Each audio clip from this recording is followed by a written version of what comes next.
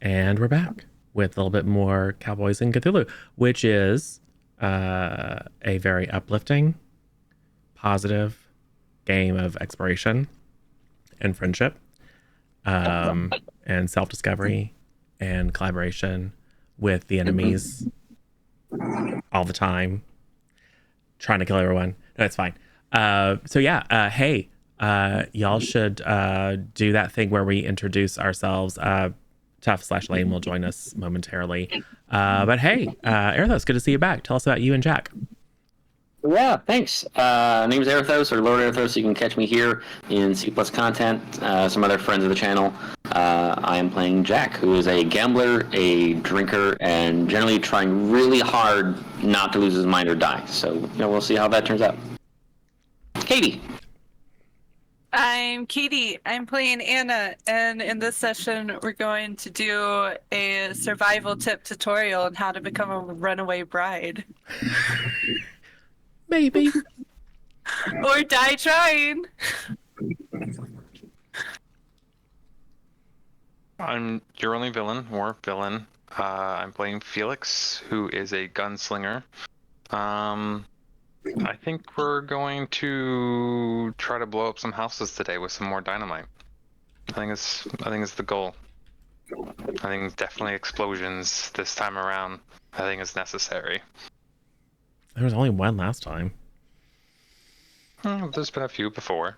Hey everybody, I'm Chev. I am playing Arson, who is a former lawman, now kind of dirty odd job kind of guy, and he's having a rough night in this besieged mansion. It's not going very well. It's fine. You're doing fine. No one died. So we did it. Before stream when we were on just chatting, we kind of did a full recap, mostly to remind me. But yes, hey Misha. So to remind everyone, last session was the siege at Mr. Forrest's mansion. A group of ghouls that you had freed in a previous episode from potentially decades of living under an old miller's house outside town came to find you. And Anna let them all in, which is great. And you fought them. You killed some, and then they said, we don't want to die. And then they started a ritual to take down all the magical wards that are protecting Mr. Forrest's house. But with some timely intervention, you were able to disrupt that ritual. And then the ghouls changed their tactic and decided to start holding the neighbors hostage. And when that didn't work, they killed the neighbors, then raised them again as zombies, and used them to assail the house. And then you guys locked yourselves in the root cellar for a while, giving them time to raise more undead and burrow through the ground and try to grab you. So you wound up in a dirt room with zombie hands clawing out, trying to grab you. And then at the very last moment, as Anna and others probably were about to be sucked to their doom, a strange, mysterious figure burst through the door to the root cellar, disrupting the protective ward that Elaine had put on it, and grabbed Anna and yanked her to safety. So it's all good. So, Jack,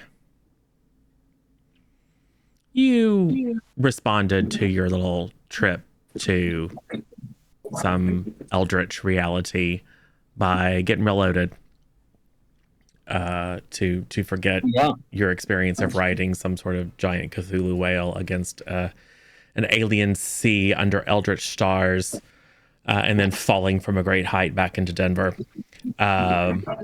by hitting the whiskey. And then at some point, probably past midnight, sobered up a little bit and thought it'd be good to go back to the hotel. No one was there. Sat around for a bit and then remembered that you knew where Arson and Minnie are because they were staying at Mr. Forrest's house. So you have somewhat sobered up through the walk, but you're still a little bit loopy as you approach the house. And yeah, I'm going to say you get pretty close before you realize that all is not well. There are some strange figures kind of milling around in the front yard.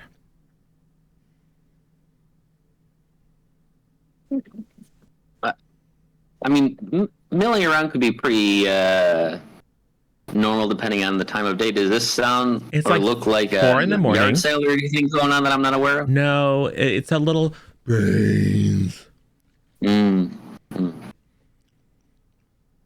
I'll say you kind of you squeak open the little low gate, and you're walking up the steps, and you kind of are stopped a little bit to notice these shadowy figures standing in the dark of the yard. And at first they seem to be still, but then you realize they're kind of slowly swaying. It's a little creepy. Yeah, and like I feel a little Shaun of the Dead almost, where like I'm noticing it but trying not to see it. I guess Jack will do like a quick double take to see like how much ammo he has, and then quickly calls out Arson, Felix, Cool. guys. As you call towards the house, you realize that the front door has been battered open. You see that one of the windows on the front floor that faces the porch has been broken open. You probably even see, because there's still a little bit of light coming from inside. It's like some of the gas lamps are still lit inside. You probably see a weird axe of piano wire over that window, and it's covered in blood and gore. So there's that. That's not great. I definitely pull out my pistol. It's a good idea, since the individuals in their front yard definitely hear you calling out. Yeah, I have a sneaking suspicion my cult is going to get some activity here. Yeah. So cool. Yeah. Well, they turn around. They are not super fast. So what do you do? So they just kind of turn and look at you. These are like, there's one of them who's got a broken neck. Clearly the head is kind of lolling. I'll say one of them has deep gashes on her body. There's a third one. I'm going to take a shot at the closest one. I want to try and keep them as far away from me as I can. And if I don't get, a response to me calling out, hopefully gunshots will signal my friends that somebody else is here who doesn't want to die. Cool. Broken neck kind of stumbles towards you, arms out, head lolling, eyes starting to kind of glaze over a little bit, but very fixed upon you. So see what you do. All right. That is going to be a failure, but I don't believe that's an epic fail at a 94. It is not. Okay. So your shot goes wide, whether it's a mix of, whether it's surprise or the lingering effect of drink or both. Probably a bit of both. Yeah, the shot goes wild. That one is going to close the distance with you and try to wrap his fingers around your neck. Would you like to fight back, or would you like to dodge? I would love to fight back. Would it be reasonable to pull out my knife and kind of use that to try and keep him at bay? Sure. While I'm fighting back? Okay. Sure. And is that just a fighting check? It's just a fighting. Oh boy. Jack is not a fighter. He is definitely a drinker and a lover in that order. What did he get? Fail. Okay. Well, they succeeded, but it was a normal success. So you take 2 points as this individual just kind of grabs. It's not artful. It's not like you probably in poker games before have had people try to choke you. It's just more like pawing at your throat, but it is Sure. it is very strong. So it's not like it's actually preventing you from being able to breathe, but it's got a good hold on you. Okay. And then I'll say the sliced woman is going to kind of come up and also try to grab you. You are not fully disabled, so you can also attempt to fight back, or you could even theoretically dodge. But it's another choice. Fight back or dodge. I'm gonna try and dodge her, and Okay. I'll just keep fighting the one who's already Cool. around my neck. Cool. That's exactly a 40 on a 40 for the dodge. Cool. So you are successful. She just kind of stumbles. She probably like kind of grabs at your coat or something. But the combination of being jerked around by the guy with the broken neck, and your own attempt to dodge, just she can't quite get purchased and kind of stumbles a few steps, and then just out of your peripheral, you see that she kind of stands there and then slowly starts to move. All right, the kind of hobo one that was off a little bit distance is starting to shamble in your direction. What do you do? I continue trying to fight this one guy off first, and I just kind of scream out while I'm doing it. Guys, if anybody's still alive, this would be a great time to come out, because I didn't go to get drunk to come and deal with this noise. So two things before you roll the fight. Yeah. Give me a listen. Oh, boy. I think I'm actually decent at that. Yeah, I'm pretty good at a listen. Yes, 52 out of 60, so regular success. Okay, I'm going to say just very faintly, coming from within the house, you hear screams and yells. Boy. Some of which sound somewhat familiar. And maybe some low moaning and a little bit of a sound of a ruckus. Like maybe some glass breaking, stuff falling.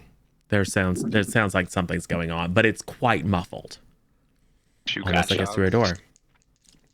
Okay. So now go ahead and do your attack. Gotcha. I'll actually do the second thing third. Hey, 23 on that 25 for the fight. Oh, excellent. Roll your damage.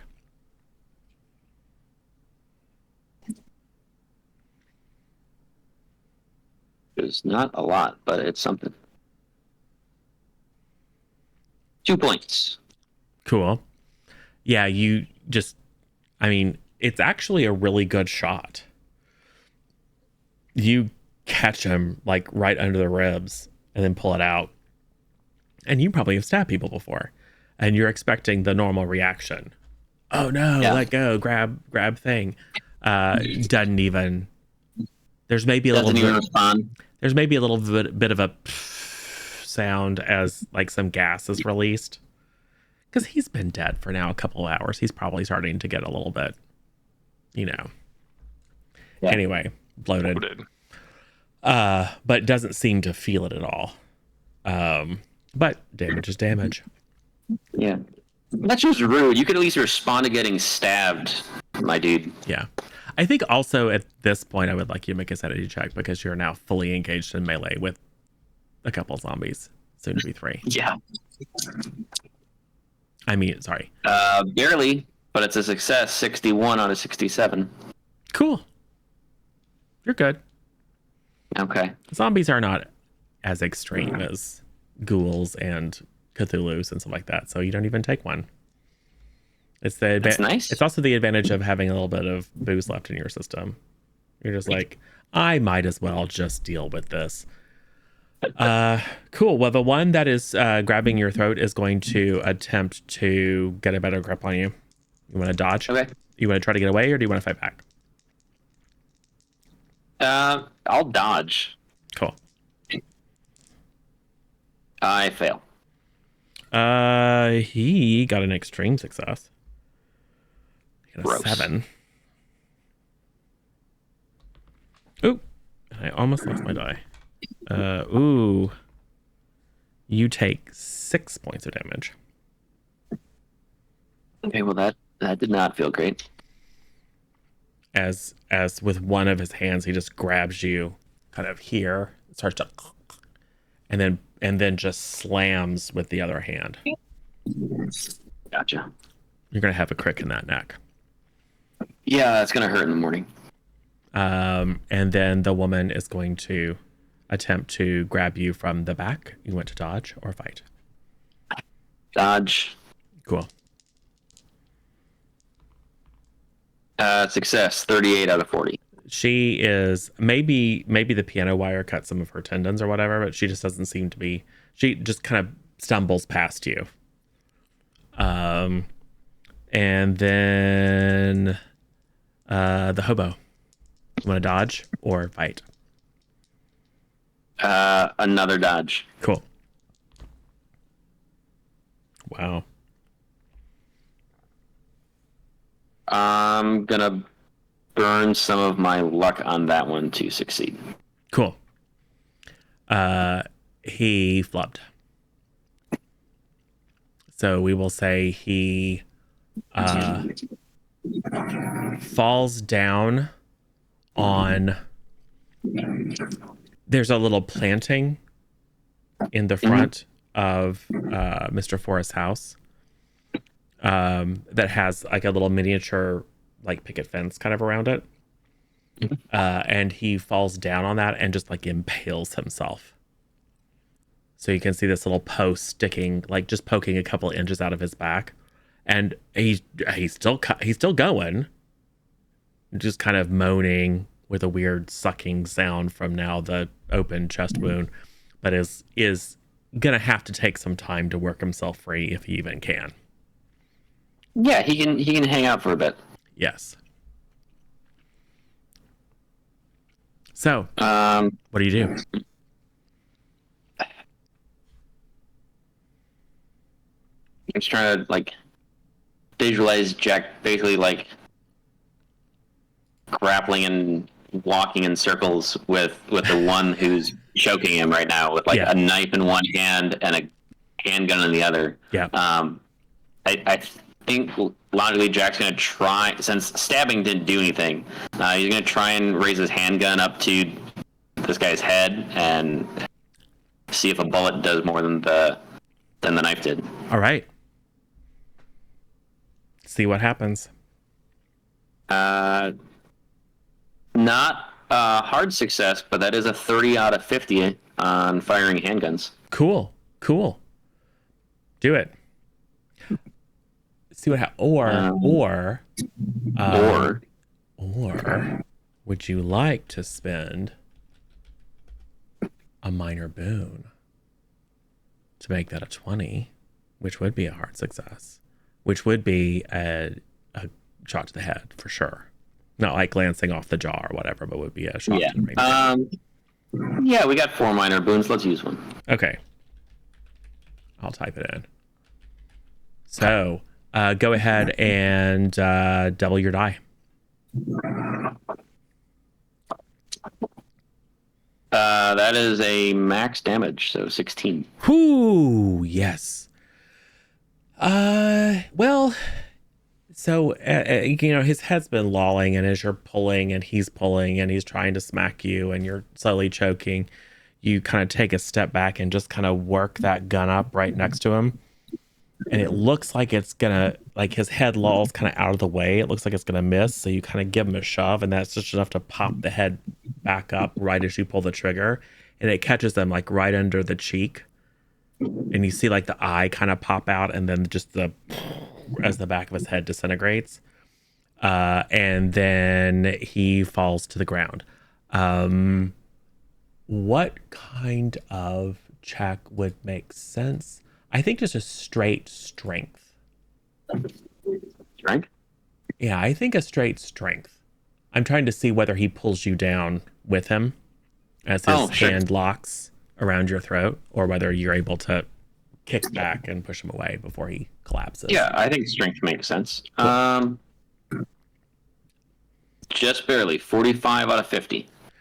Yeah, I mean, he goes down and you're kind of pulled with him, but you like push off enough that you kind of stumble back and you have a wicked bruise. But he's not currently beating you to death.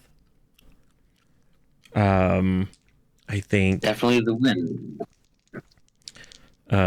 you are catching your breath, and the lady stumbles past you again. She's not being super lucky. She is currently the only one that is functional. Okay. If she is still just like shambling around, still not. I mean, I'll be loose with words and say not threatening me. I'm gonna She's run into the trying. house. Yeah, I'm gonna run into the house and try and follow the noises I was hearing earlier and see if I can track those down. Cool. So you run towards the front door, and then you, like, for just a second, hear something behind you and kind of turn as a dark figure, just at incredible speed, like full on sprint or faster, just rushes past you. Like, maybe you get jostled a little bit, but it's not like they try to tackle you or whatever. Rushes past you and makes a beeline into the house. Your intent was to go in, so I'm gonna say you follow. You hear a loud crash, and then suddenly all that moaning and groaning and crashing and yelling and screaming gets much, much louder. And then you see coming back towards you this figure who is now holding Anna. Anna, you have been yanked out of the root cellar of death.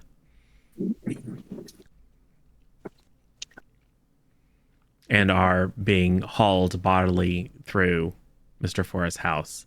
When standing relatively near the front door, you see Jack. Are we passing by him? Well, I would say, like, you're pulled out, and the first thing you see is, like, because you were fighting the hands, and then someone comes and grabs you. Like, the first chance you get to even react is when you're in the hallway, and there, silhouetted in the broken front door, is Jack, gun out, kind of bloody knife in the other hand. What do you do? I want to grab onto him as we pass by. I don't want to get yanked. Okay, so as you're being pulled, and I'll say this figure does just kind of barge forward. So Anna just reaches out and grabs a hold of Jack. Yeah, grab onto something else too. Okay, go ahead and make a strength check for me, Anna. And Jack, if you are grabbing back, I will give Anna a bonus. Or if you're just standing there like, what's going on? Yeah, I think I'll grab back because I'll recognize Anna. I mean, Jack's a little confused what's going on. Cool. I got a 44 out of 50. Cool. You didn't even need the help. So Anna grabs a hold. So as this figure kind of skirts around Jack, Anna's like, nope, and grabs a hold of Jack. And now this figure is dragging both of you out the front door. What are Arson and Felix doing as the horde of zombies are attempting to... Now there's a little bit more room. They are attempting to extract themselves from the earth. I guess my question would be: Is Elaine conscious with us, or did she maybe pass out, or? Elaine is there. Okay. Don't say, because I know last time she was like in a trance during the. I didn't know if maybe that happened. We'll say she's coming out of a trance because she did a little bit of divination, so she's a little loopy, or there was a little bit of magical backlash as her barrier was taken down by this character. So maybe she's stunned. Not so So stunned I'm that she can't like dodge being dragged into the ground, but she's not going to be of help to you in the next, I don't know, few minutes. I'll probably kind of grab her and kind of lead her up into at least into the stairway, just so that way we're not on a dirt floor. At least that way we're in a more confined kind of only two ways to get to us Cool. vantage point. I'm going to say dodge. To hop past the grasping hands. 22 out of 70. Oh, well done. Yeah, just quick as lightning, you hop back and forth, jump over a crate of preserves that had fallen down, partially broken, kind of grab a hold of Elaine and pull her up the steps. Arson. As soon as he saw Anna being dragged away, he grabbed his gun and he would have been like fighting through all of the hands that are grasping at him, not necessarily like fighting them, like trying to like damage them, but just going after Anna as hard as he can. Yeah, I think that's a dodge too. Well, that's a 92. So yeah, they some of the ones have got a hold of your pants legs. So right now, as you see Felix leap into action, grab Elaine and head up the stairs, you're using the butt of your rifle to knock the hands away. You maybe hear a somewhat familiar man's voice from upstairs going, "What?" And he's like hitting the, like smacking the hands, playing whack-a-mole, and he's like yelling the whole time like, "Anna, don't worry, I'm gonna come get you. Don't worry." Like he starts off saying that, and it just kind of evolves into incoherent like yelling and babbling, just like as he's hitting all these hands. Okay. Cool. Well, right now the only person who is in a position to be attacked is Arson. So Arson, are you going to fight back or are you going to try to get away? Oh, fight. Okay. Ooh. That is a 6. Which is a under 55, which is a hard success. Or is it extreme? Yeah, hard success. Because it's under 10, so it's an extreme success. Oh yeah, good job. Yep. Cool. All right. Well, you're attacking with the butt of your rifle. So we'll say that's what's your strength? I don't think we have that statted. But it's kind of like I'm gonna say it's like a heavy club. So that will be, or a club, maybe not a heavy club. Make it a d6. So it's 6 plus a d6 since you rolled an extreme success. 1, so 7 total. Excellent. So that's an abstraction of you just like, as they start to grab and try to like use their leverage on your leg to pull themselves up while also kind of pulling you down, you just go into a frenzy and start smashing them, breaking limbs. Some of these are quite dry and brittle. And then as you break off hands, you start to stomp on the others. So you do a fair job of clearing an area around you. Felix, you're on this task with Elaine. So Elaine is now in somewhat of a safe spot where she can kind of recover. I mean, she's 3 feet away from the nearest zombie hand. This is not a huge room. We're on the stairway. But you're not in immediate threat. If some of the zombies get out of the hole, that might change. I'm gonna go ahead and run up and see if I can't at least see where Anna went. Okay. I'm gonna assume he probably left the house, so I'll probably run towards the front door. So I'm gonna say you like push Elaine fully out of the root cellar and kind of like press her up against the far wall as you're going out, and then turn towards the front door and move, and just in time to see Jack being hauled backward with Anna's hands grabbing a hold of his lapels, just kind of pulling him backward. And he's got this very confused look on his face, gun in one hand, knife in the other, as this figure is hauling Anna and Jack out the front door onto the porch. I'm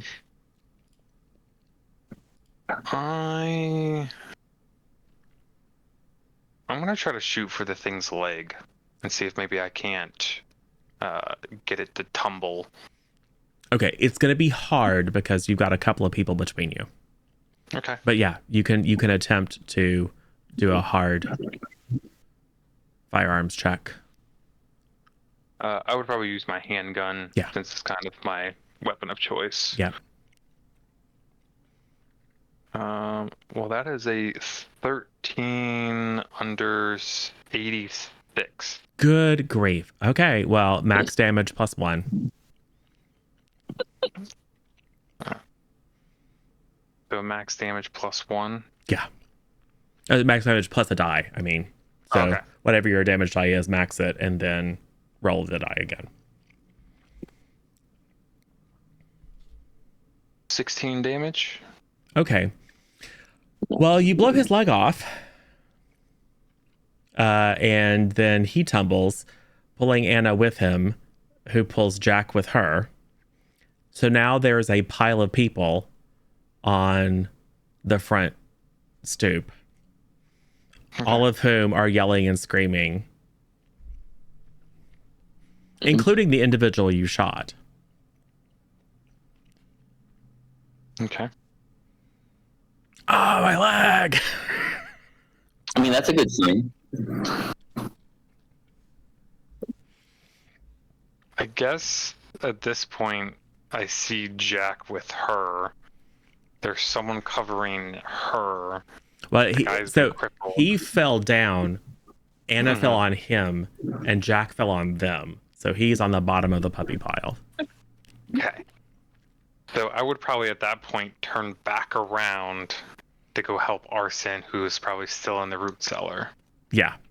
Cool. So Arson, you have cleared a space around you. Some of the hands that you broke off are still kind of crawling a little bit. Just because. Yeah, I'm having a rough time. Let's say one of them is crawling up your leg. I try to hit it and I miss once and hit my foot, and then it takes me the second hit to get it. Cool. So what are you doing? I think once I get enough of like a space around me that like there's a moment where I like suddenly look around and I've got like a pile of dust and like crumbled bones and body parts around me, but there's nothing actually impeding me leaving. That's when I would like kind of stumble out. Like I'm not moving very steadily, not in like an injured way, just like I'm not quite, like not quite stable on my feet just yet from the shock, and stumbling out and looking around. I would probably have I could probably hear like the shooting and the yelling from like across the house, so I would be beelining it towards where that all was. Cool. I would like you to give me a dodge though, because this is a small room, and you are going to have to move past some hands to get to the door. 32 under 60. No problem.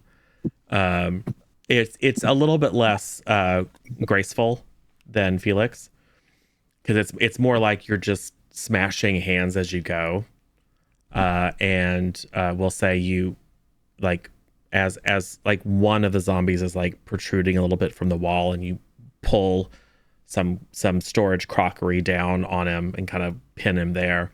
So it's a little bit more like a melee your way out, but you're able to do so without taking any damage. And kind of stagger up, just getting the zombie dust out of your face, to see Felix turning back towards you with a pile of people right outside the front door.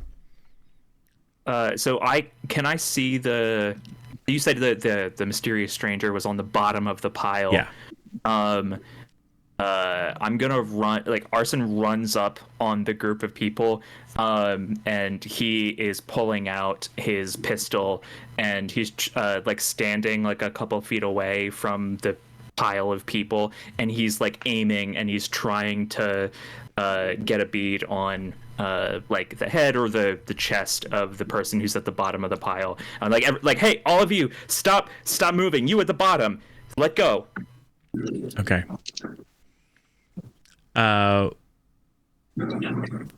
Felix, you are now faced with Arson is addressing that situation. You're now faced with a room full of zombies. What do you do? Is it still in the root cellar? Yeah. Is that what I'm looking at? Yeah.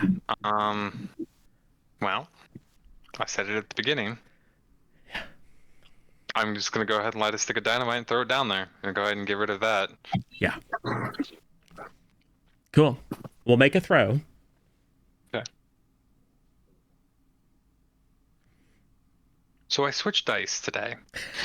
I just want to let you know that. That is an 8 out of 50. Oh, excellent. Ooh. Excellent. Good. So that's under 10, which is what you need, which is under 20%, which is what you need. Yeah, go ahead and max plus dice, which is a lot. I was going to say, I don't have anything for sticks of dynamite damage-wise on my Oh, right, sheet. because it's kind of immaterial given how much damage it actually does. So how about this? We'll narratively say the advantage of like you time it perfectly. Like you see like the back wall is starting to crumble. And you can just see bodies behind it starting to just like fall out.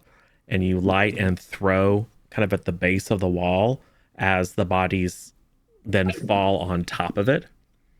And then book it back out. And there is, I mean, windows break, stuff falls off walls. But the combined effect, because it was a perfectly timed throw, the combined effect is it blows the zombies to bits and doesn't blow the house down. Their bodies in various states of decay absorb a lot of the damage. I mean, the foundations might be a problem. I mean, the resale value on this house definitely just went down, but it doesn't collapse on you. Yeah. Thanks to that exceptional roll. I will say there's probably, I mean, some of them aren't dead, but like all the earth falls in on them, and yeah. So that was kind of the goal, was just to collapse it. Okay, that's semi take care of at this point in time. Yeah, we'll say the immediate threat, with the exception of the sliced up woman who is still kind of wandering around. She's now decided to kind of try and go attack the guy who impaled himself on the little fence thing, and they're not smart. So it's not like there's no threat, but for a moment we're out of the kind of combat lens. So what happens? I would say after the explosion, I would probably go help Arson and make sure this dude doesn't get away. So kind of the same thing, kind of roll up on the other side of him and maybe kind of start nudging Jack and Anna off with like a boot. Yeah. I mean, as soon as Arson's there with a gun, Jack's like rolling off. Okay. Like, don't shoot me. Anna's boots are in the air, little pinafore dress flopping everywhere. Anna, you have to stop moving around. The skirt is getting all over. I can't get a clear shot. Sorry. I'll try to roll off and crawl away a couple. Yes, feet. very awkwardly, you uncover this individual who is, with all the various stuff, now only partially wrapped in bandages. He is wearing, we'll say, a long coat with a big high collar. That is somewhat disheveled, but a lot of his bandages have come loose. And I will even say you can probably see like half of his face. It's a handsome young man. Missing a leg. Arson reaches to his belt. He has a pair of lightweight. They're called manacles on his equipment list, but I'm imagining like lightweight handcuffs. Not so much like big deal manacles, like not for. Yeah, these are the bent U's of metal with the straight bar. So the Old West equivalent of handcuffs, which were technically manacles, but not like the big like C-clamp things. Not like a medieval dungeon in a movie kind of deal. Yes. So he gets out his manacles, and he is gonna try and reach down and like right as Anna is rolling off of him, and he has as Arson has like unobstructed view, he's gonna try to grab at his arms and start like putting them into the manacles. Okay, give me a fight. Or he's going to try to. No, give me a fight. That is a 97. Cool. Over 55, I think. Well, he and you're above 50, so it's not enough love. He only got a success. So nothing dramatic happens. He just kind of like pulls his hands out of the way, like, and just doesn't let you put them on. And then says, "I was trying to save you." Stop. Why are you kidnapping us if you're trying to save us? I don't. No, just hold still, and we're gonna turn you over to Forrest. Just stay back. We should talk. What? You kidnapped us from the middle of a zombie mansion. I pulled you out of the death trap. How are you trying to save us? You're pulling us out of a death trap. You could have been clear with your intentions. There wasn't time. So you only saved one person, or tried to save one person. What about my friends? They're important too. I would have helped the rest if someone hadn't blown my leg off. How bad is the leg? Like, is it? I was probably shooting for the kneecap. So. Well, so the leg detached a bit above the knee.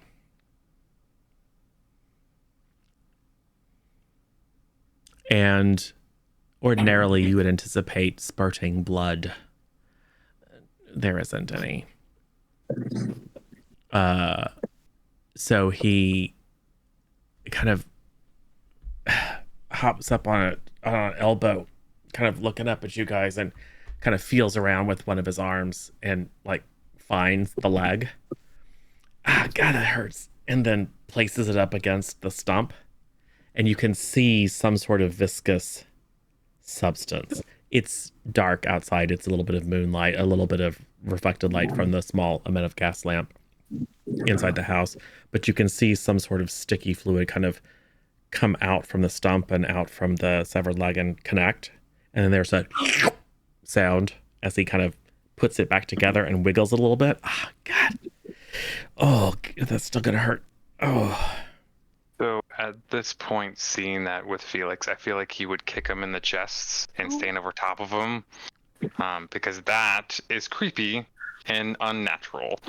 And he'd probably point his gun at his head and be like, "Don't you move, or we'll see if your head does the same." And I'm gonna try to intimidate him. Okay, roll it. Arson has your back. That is a 23 under 65. So a hard success. Yes. I'm not here to fight you. I'm not here to hurt you. I guarantee you there's more of them. We have to get out of here. Once they realize that their servants weren't able to achieve their mission, they'll come back. We can't be How long here do we when they have? I don't know. We have to run.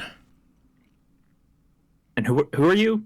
We don't know who you are. You just came out of nowhere and dragged us out of the house. I mean, I guess maybe thank you, but I don't know who you are. He will reach up and pull the remainder of his bandaging away, and you can see there's a clean line running down his face. It's still reasonably symmetrical. Like he's a good-looking young man, but you can tell like one eye is blue and one eye is brown, and like there's just a very slight mismatch in skin tone. I'm Damon.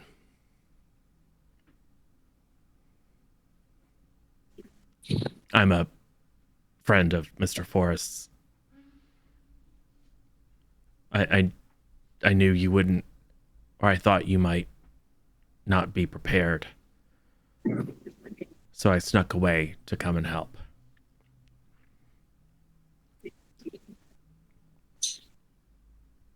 Are all of your body parts that weird? He just looks crestfallen.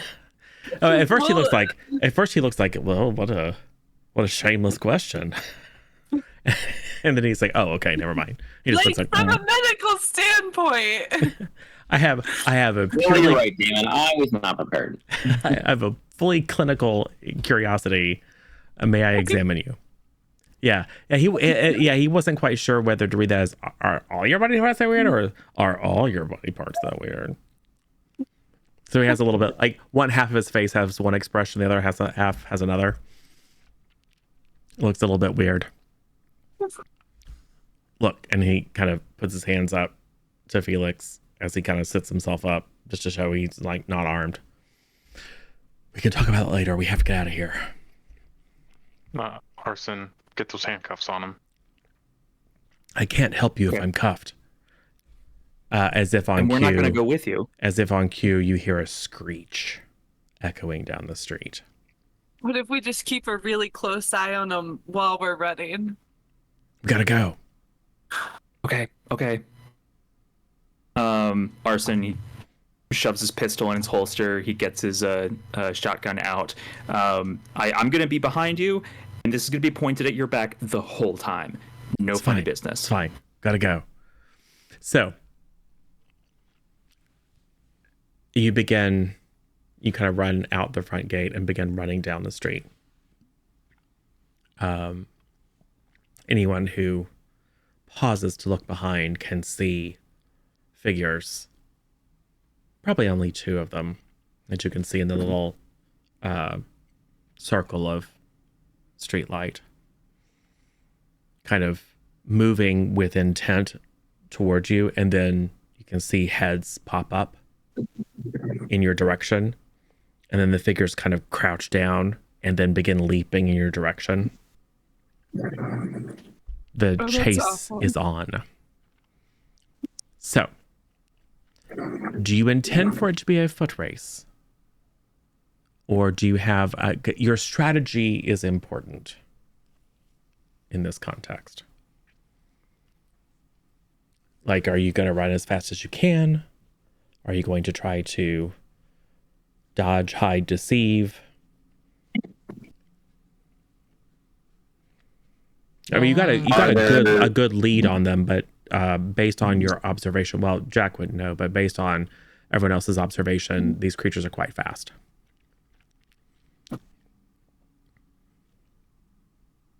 Yeah, I mean, Jack would try and find a horse or some other kind of conveyance if he could.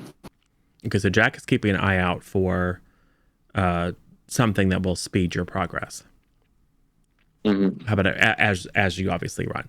How about everyone else? Yeah. I think while we're running, the Arson would be keeping an eye out for for transportation as well, but I think most of his attention is going to be focused on not getting trapped again. So like trying to remember what's the street layout of this part of town from the couple times we've been by here, so that we can try and get maybe if there's a police station nearby, or like an outpost station somewhere that somewhere where there's armed people who, if monsters started running towards them, they would also help us repel them. Yeah. Okay. Makes sense. What about Felix and Anna? I would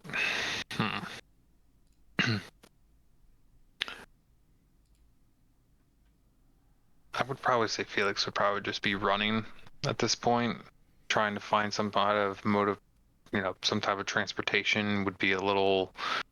You would have to stop, untie a horse, untie a wagon, whatever it is. That's time that allows them to catch up. So I would probably say that Felix would just try to booking run. it. Cool. And then maybe doing some pop shots Okay. behind him. Yes. All right. And what about Anna? I'll assist with that, with running and pop shots. I'll tell Felix, just throw a stick behind us as we run. Toss it over your shoulder. This is the nice neighborhood of Denver, but so you can do whatever you want. They'll be fine. We won't have to live here. So I need. Go ahead. I mean, a stick of dynamite going off in Mr. Force's house, I feel like would wake some people up. I'm just. Oh yeah. I mean, so it's been probably like a minute, Yeah. and we'll say yes. There, as you're looking around, you do see some candlelight or gas lamp light flicker in upper story rooms nearby. A few folks have been awakened. But the houses here are not super close together, and the sound of the dynamite was a bit muffled, so maybe a few people that weren't immediately nearby might have thought that it was thunder. And the immediately next door neighbors are zombies now. So there's that. Yeah. So I need a spot hidden from Jack, an intelligence from Arson, and I need firearms from Anna and Felix. Either fire handguns or rifles, or your choice. It depends on which weapon you're firing. And I got a 16 out of 60. Ooh. I got an 82 out of 80. I am going to use 2 luck points to nudge that down. Good idea.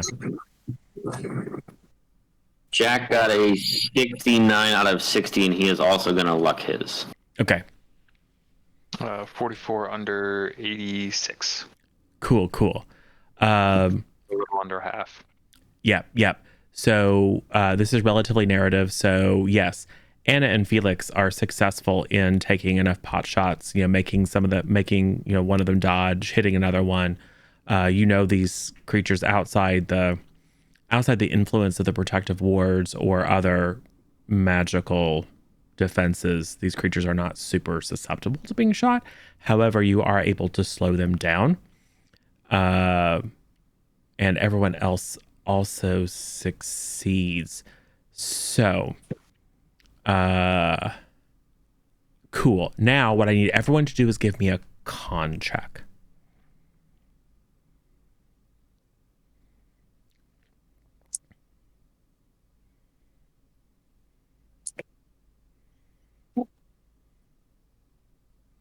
Jack 3. failed. Okay. Yeah, I failed. Okay. I also failed. Okay. 13 under 70. That's under 5th. Cool. So what happens is this. Gunfire in the streets, howling of creatures. You hear crashing through the underbrush, kind of a nice little manicured set of trees between two of these large, relatively stately homes. Clearly one of these creatures is flanking you. You guys are moving your normal rate. So it's like more like it's a run, but it's not like you're not like really digging in deep. So in a chase, you roll con to determine what your actual movement speed is. And the only one who succeeded and kicks their movement speed up is Arson. Arson has a little mind palace moment and remembers the layout and knows that the nearby police station is, exactly where it is. And so just takes off running. Jack is looking around for transport, doesn't see a horse wandering down the street or a carriage, but you do hear whinnying of horses, perhaps in response to the gunfire, coming from the direction where Arson has just booked it, leaving you all behind. Damon is unwilling to leave you all to your devices. So Arson takes off. You guys cluster together. What happens? You have basically a round or an action before they close on you. Take a shot at the closest one. Cool. Jack tries to dig deep and run ahead of Arson. Yeah, I mean, you can also run again. You don't have to stop. I'm just saying they will catch up with you, but you could try to take on put on some extra speed. So yeah, absolutely. So Jack's gonna try to book it after Arson. Anna, are you slowing down to shoot, or are you trying to book it No, again? I'm still running to shoot. Okay. Go ahead and cool. Jack and Anna, you're gonna make another con check, and then depending upon that result, we'll resolve the firing. What about you, Felix? I would probably try to pick up the pace a little bit. Maybe tell Damon to pick up the slowest person and try to help. Okay. So Jack has a hard success of 23 out of 50. Okay. Just like, okay, boing. So running right after Arson. So I Anna, got a 34 out of 50. cool. All right. Felix. 56 out of 70. Cool. No success. I'm gonna say 9. Felix 8. So you tell Damon to pick up the slowest person. Technically, you are the slowest person. So you're like, pick up the slowest person. Jack's gone. Anna takes off, firing wildly behind her. Go ahead and resolve that firearms check if you wouldn't mind. Just to see if that slows one of them down.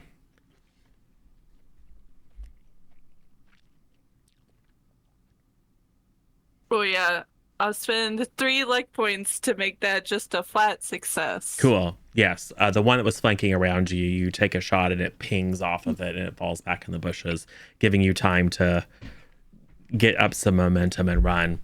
And Damon picks you up like a sack of potatoes and throws you over his shoulder and just takes off running. He's very fast, as Jack can attest. But he keeps pace with Anna. He could probably run, even with you over his shoulder. You get the feeling that he could outrun her, but he keeps pace with her. So, with Jack hot on your heels, Arson, you arrive at the local station. What happens? So I know, like, I have not been in this station before. I know that, like, whoever's manning the front desk is probably going to be, like, sleepy and not really in the mood to deal with, just, like, random bullshit that happens.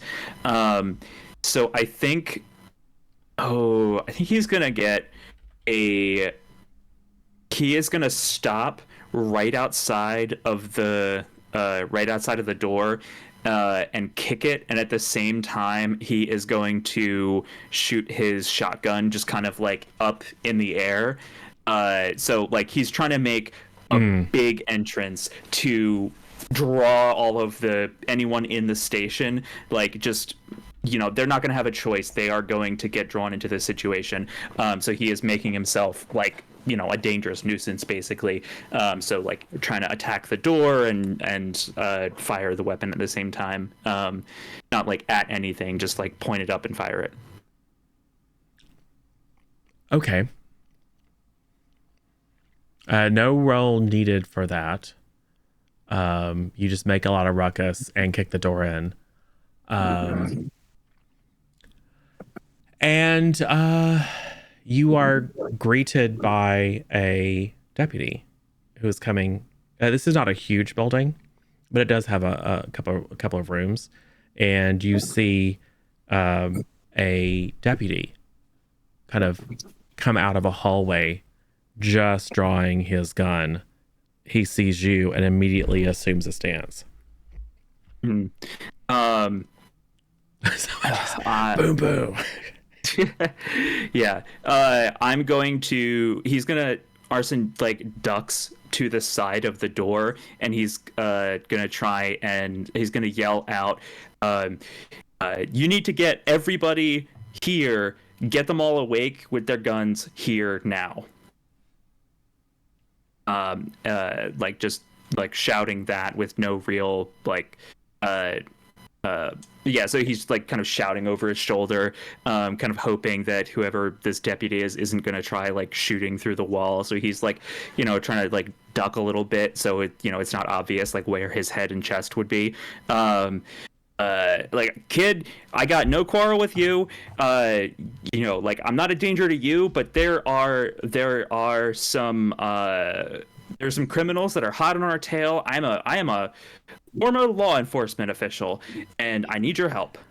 I think that sounds like a persuasion to me. Yeah. Ooh. I'm gonna use my major boon. That sounds like a good idea. Because that is an 83, and that is going to get flipped to a 38 under 40. Cool. So you just barely succeed, which is not to stop him from shooting you. I'm going to need you to drop that weapon. Just drop that weapon. We can talk this out. How can I see the other people coming? Oh, yeah. Or Jack just kind of bumps into your back running up, and this guy is now training his Colt on both of you. And you can hear the pounding. Yeah. And kind of like lean it against the side of the door frame in a way that like if I need to I can grab it real quick, so I'm not like putting it flat down on the ground, just kind of like just kind of standing up leaning against the door frame, and I'm looking around to see if there are any if we can see the pursuers yet. Yeah, you take a step back and kind of glance down the street. You see Damon carrying Felix and Anna, maybe 50 feet back. So they're getting close, and you can probably see some movement as these creatures are chasing them. But it looks like they'll make it here, but just barely. Yeah. Okay. We need you, kid. You need to come out here. Like, bring your gun. Come out here, and listen. I can't explain this, but just get out here right now. Cool. And you did persuade him, so he will he'll very warily keep his eye on you, and he's moving slowly to keep you in sight. So I'm going to say that Felix, Damon, and Anna arrive and kind of probably push their way inside as he's getting close to the door. So he probably takes another step back and is just like, "What's going on?" Don't pay attention to them. Don't pay attention to them. Just like eyes on me. Just don't worry. It's gonna be fine. But just like, do you hear that? Do you hear that? Like, be quiet for a second. Do you hear that? Everyone else is talking at once. So he'll pop outside. You can see as he looks back at you, his eyes get really wide, and he steps back in, pushes the door shut, and slams the bar down over it. Yeah, that is why I'm here. There's another exit from this place, right? No. What do you mean no? It's a prison. Well, there's windows. I guess we can always bust out a window. Bars on the windows? Sure. Yeah, but what about getting up to the roof? Yeah, we can go up. What are those things? Nightmares. They're I don't know. They're just drugged out hippies or something. 1860s hippies. Right. Yeah, they're millennials. So they're Gen Z. They've run amok. Gen zombie. Yes. A Gen zombie, always causing a ruckus.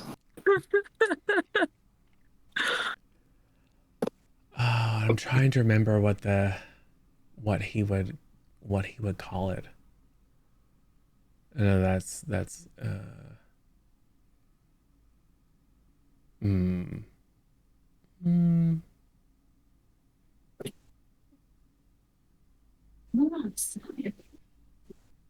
oh, maybe. Anyway, I'm gonna say he mutters something under his breath that you don't recognize, because I haven't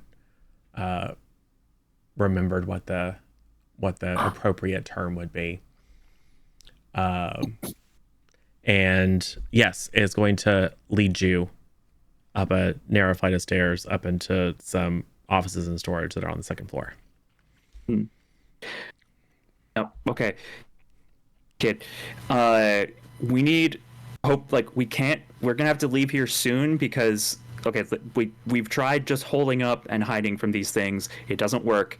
But maybe the bars that you all have, like, you got a strong door, you're used to trying to keep people out. But maybe that'll hold them for a little bit. But we do have to get out of here. But we need, like, you have guns, right? Like, we need to take some of your guns and ammo. What are those things? If I knew, I would tell you. They, it's the neighbors. Mr. Forrest, the rich guy who lives like a block over and down one.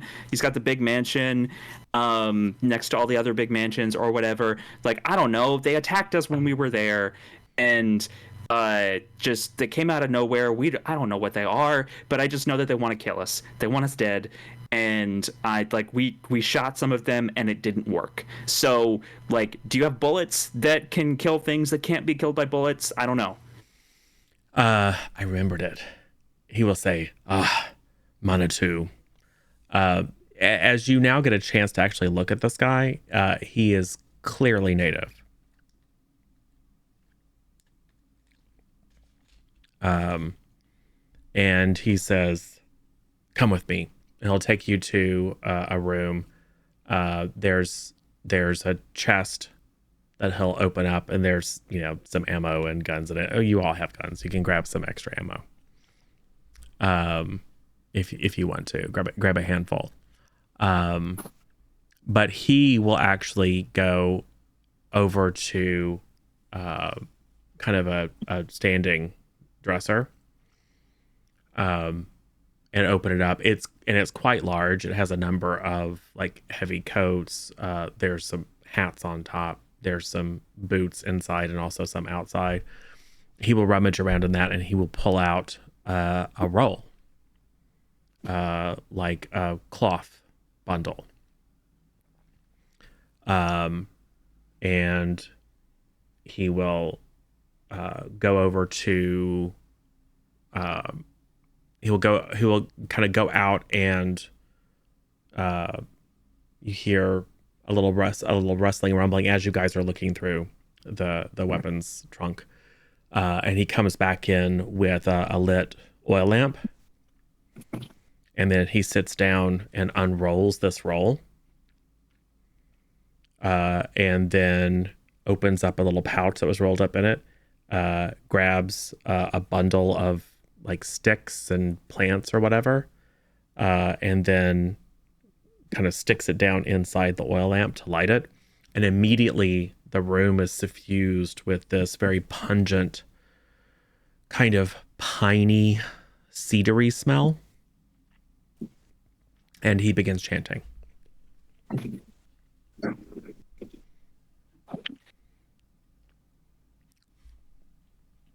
gonna go ahead.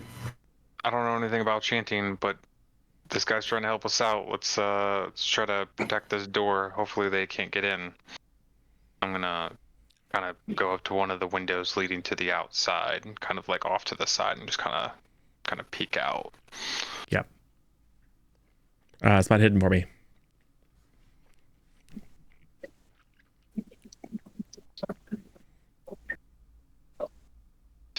But that is a 64 under 74. So the you notice a few things at once. One, you haven't heard any pounding on the door. Like just in the clattering upstairs and the yelling back and forth and all the confusion, like none of you were really paying a lot of attention, but like you would expect to hear in this kind of moment of silence, like that for a moment the only person making any sound is this deputy. You realize there's no pounding on the door, and as you kind of angle your view to kind of see down into the street, you see 3 figures just kind of standing in the middle of the street. And then a fourth one walks up the street in a very sort of leisurely way. This is the one that has the tattered remains of a robe. It joins the other 3 and they all shrink back from it a little bit, and then it looks up and you can see its great staring eyes. You're not sure it can see you because you're back a little bit from the window, but it feels like it looks directly into your eyes. And you can see the overly wide split of a grin with snaggled yellow teeth in the moonlight. Our buddy that broke down the door is back, guys.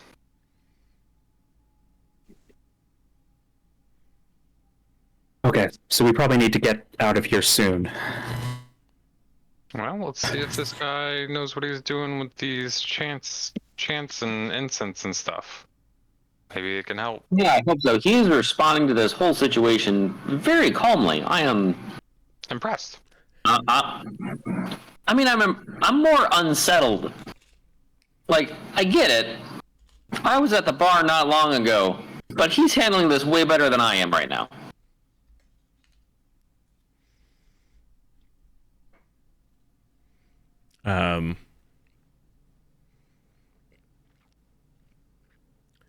Damon is just kind of standing, kind of over in one of the corners, watching. He's watching everyone, but I think he's probably watching Anna a bit more closely. I'm gonna go over to him. I'm gonna ask about his knee. I need to know what's going on here. Okay. Well, what do you say to him? Well, quite very bluntly, just how did you reattach your leg? Something happened to me when I was young. Does it have anything to do with what we found in your basement? He looks at you. What basement? Is it? Oh no, he was before the Tillmans. No, this is Damon Tillman. Oh, okay. Wait. Yeah, the house was built over that structure. Gotcha. We had to pry up the floor to get down into it. Okay, I remember. But he just now. looks confused. Oh, you didn't know it wasn't on the property value sheet? Oh, well, basically, your house was built over like a worship temple, possible gateway to bad things. What happened to you? I was cursed. When I was a child, things were good for a little bit, and then they got bad, strange dreams. Eyes, calling voices. My parents became different. People died. They died. I was taken away. And I started to fall apart because of the curse.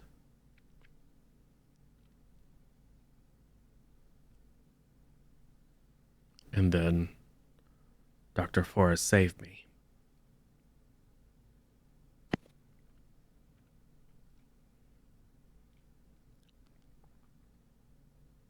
Did he or you save yourself by taking pieces from other people?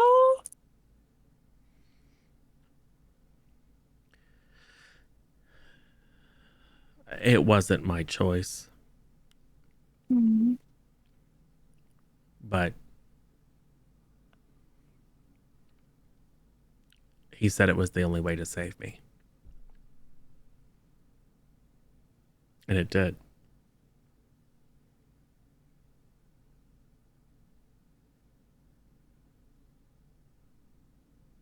Is this conversation just between It's in the same Damon room. and Anna? It's in the same Okay. room, yeah. Yeah, I don't think Anna's necessarily being secretive about the conversation. Yeah, it's She not. just went right up to him. Yeah, it's not a huge room either. So yeah, everyone can hear everything. I would probably look at Chev and then look at Damon and be like, does he have your hand then? Yeah. Arson is gonna strip off his gloves, and revealing his like one kind of mechanical hand and the other like normal looking one. And he's gonna come over to Damon. Okay, stick out your hands. He takes out his hands. He's gonna put his Yeah. still intact hand up No. next to the other right one. Yeah. No, not at all. Okay. And well, it wasn't you. he will look at you questioningly for a second, look down at your hand, and kind of connect the dots and go, "Oh, it was a long time ago." When did this happen? Several years ago, when I was in Pueblo. So Forrest sent us out looking for someone who's killing people and stealing their body parts. He had you, who has been taking body parts from other No, people. I'm not like them. Yeah, I You think seem it's like you're doing they're the same thing. different. Well, having it done to you versus being an entity that only purpose is to go around. I feel like it is different, but it's not.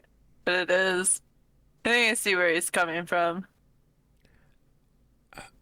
I think I was supposed to be like them.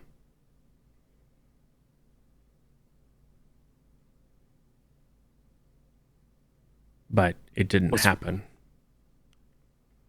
Was Forrest, was he keeping you from turning into one of them? Are you going to turn now that we're away from the mansion? I don't know how much what he told me is true and how much what he told me was to keep me safe. He has to watch over me and protect me, or so he says. But it's been years. Have you But left the he's- house in those years? A couple of times. I've snuck out. But he always seems to know. And he's always very disappointed in me. So I haven't recently. Do you know who or what made the other things? The same thing that cursed me. Same thing that killed my folks. Drove him mad first.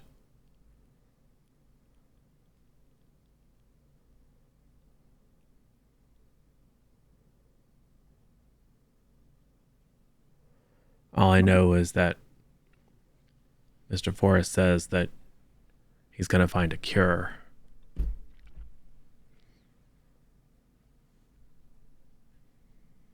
Make me whole again so I can walk out on the street and live a normal life.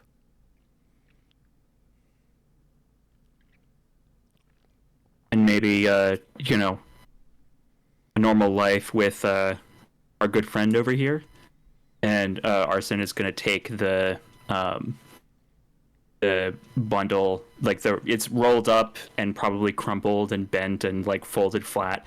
But like he had taken the portraits that Damon had made and kind of stuck them into his satchel. So like Arson kind of like takes them out. it sounds like looks like you were also taking some art lessons when you were sneaking out of the mansion.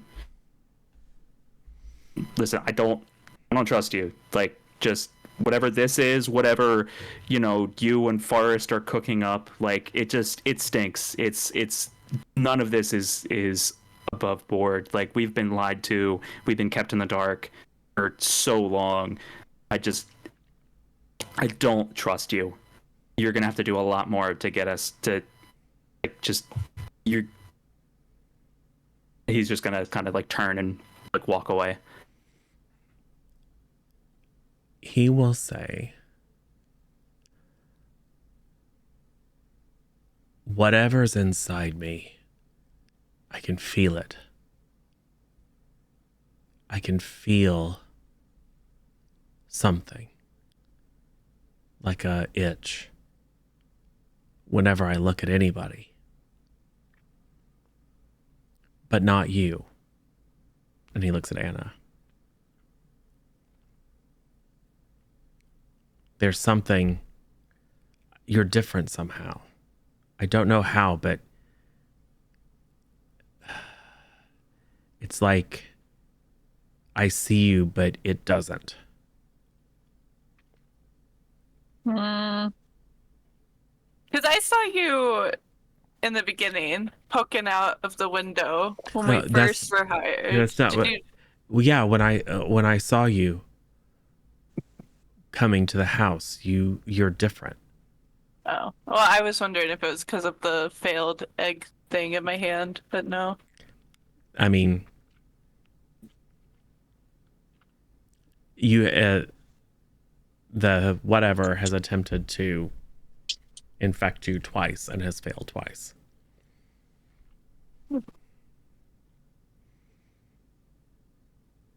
So I will say you get a sense, a plot sense, that you're onto something.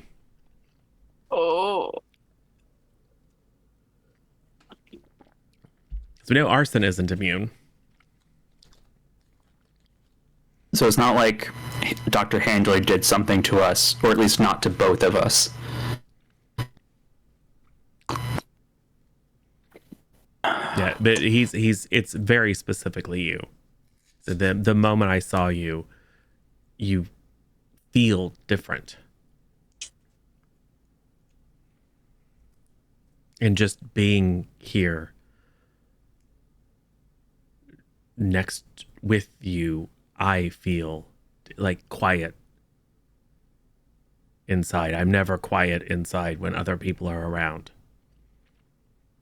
Even after all these years, Mr. Forrest, whatever that thing is, the curse inside me, I can feel it when other people are around, but it's like you're not here. Like there's no itch.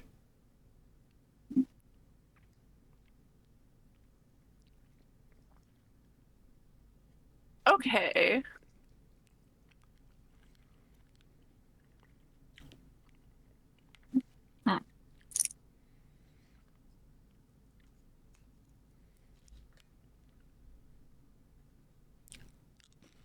The creepy guy still just standing out there. You gonna stick your head out? Yeah, just gonna... He is. You can see his hands are raised up and his head is back, and you can see his mouth moving. There's maybe a very faint eldritch glow surrounding him now.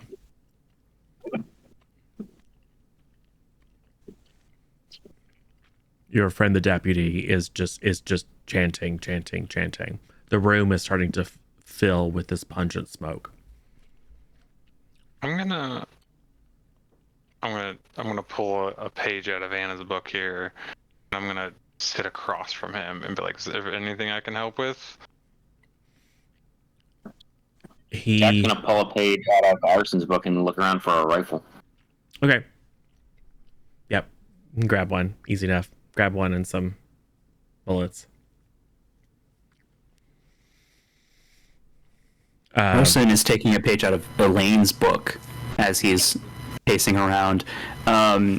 Mostly, he's like, since he took his glove off, he's been like, and he has like a couple seconds to think. Like he's thinking back to that moment in the mansion when he did like a zappy punch to the ghoul. Yeah. And like he's just remembering like that was like some weird magic crap.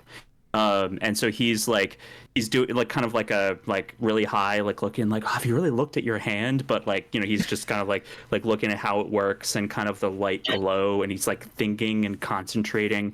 And he's gonna activate, without even really knowing how he does it, the glow feature of his weird science hand, which spends 1 magic point and rolls power.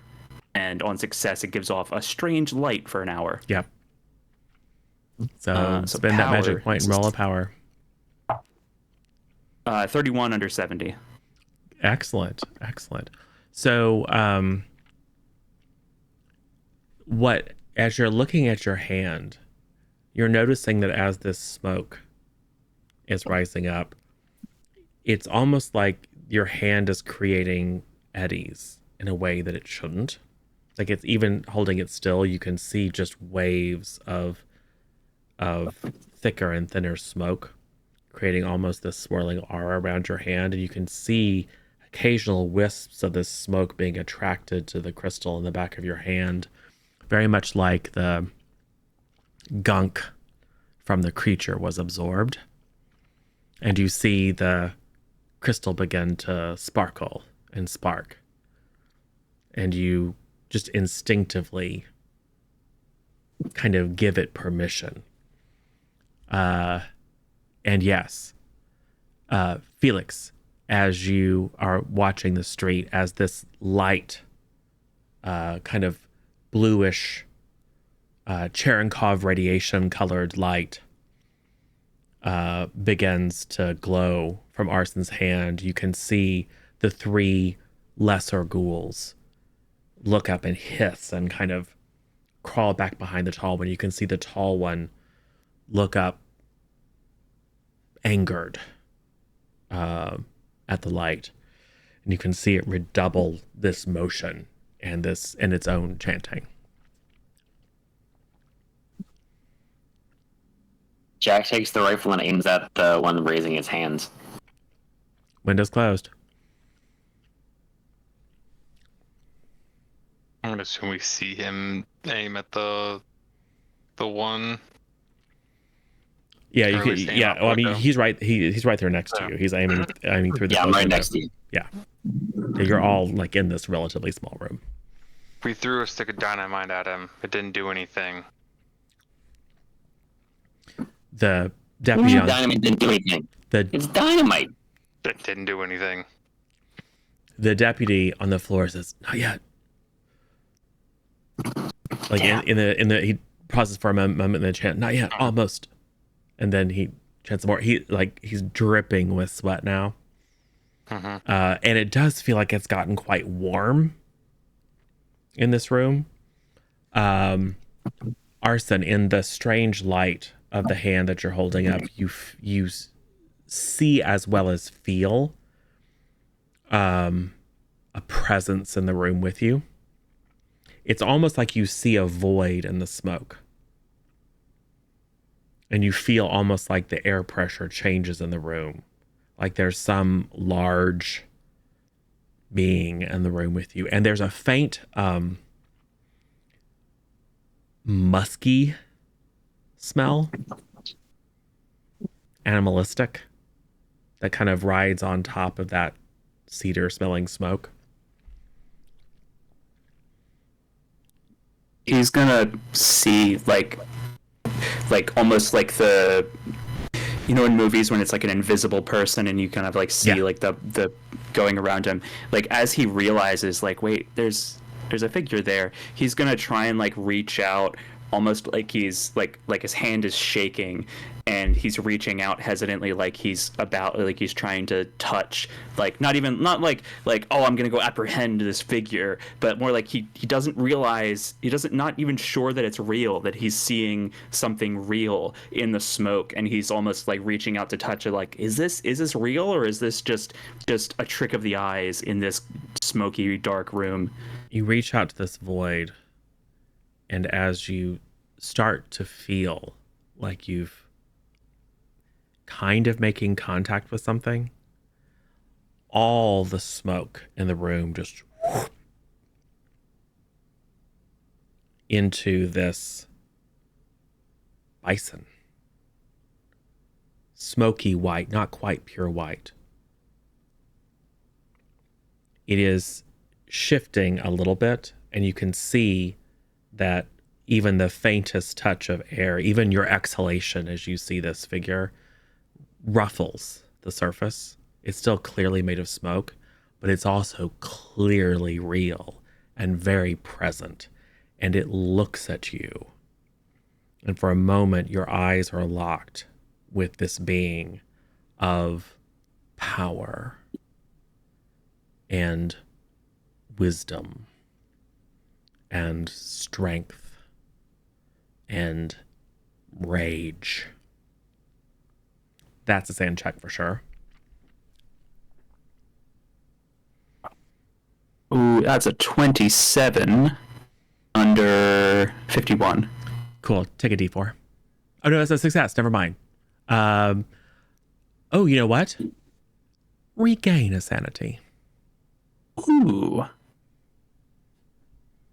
Because it is ineffable, but not in necessarily a terrible way. Like, you don't understand what it is, but for a moment, there's a connection with something mysterious and greater than yourself that is not happy, but its ire is not directed towards you. Mm-hmm. The deputy says, "Window, now."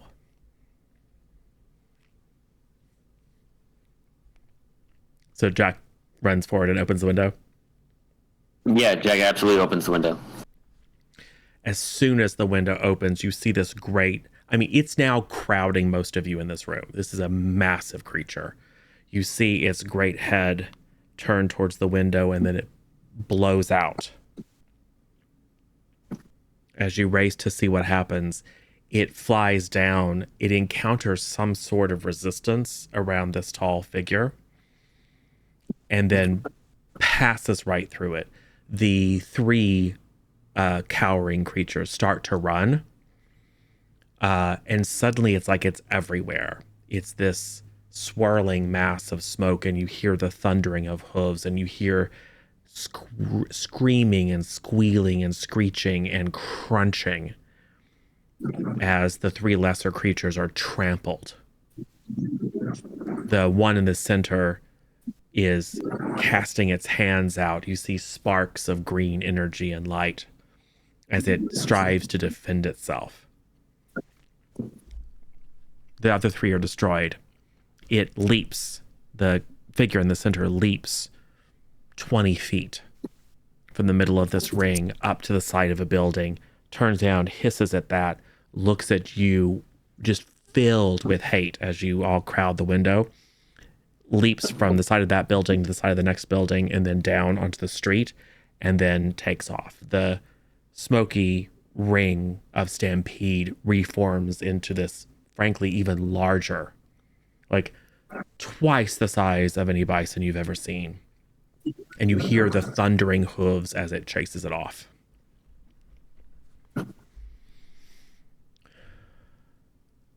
The deputy You need to teach me that trick. Oh, bless my grandmother. He stubs out, says a few more words, stubs out the smoking herbs, rolls back up his medicine bag. Is it gone? For now. It took off running. Well, Old Man Buffalo will chase him for a while. Till dawn at least. Let me tell you, we should have come to you sooner. Could have used your help an hour ago. They call me Joaquin. My real name is Joaquini, but sounds enough like Joaquin. No, thank you, Joaquin.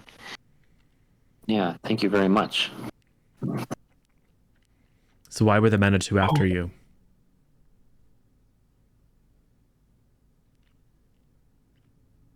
It's a very good question. Because I hang out with these guys. It's really complicated.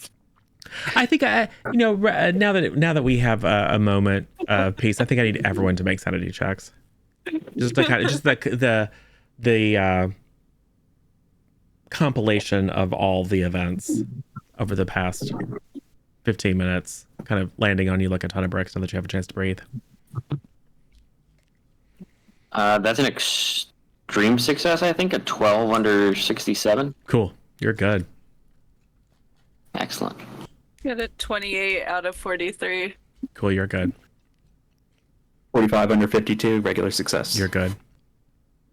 84 over 70. Roll a d4.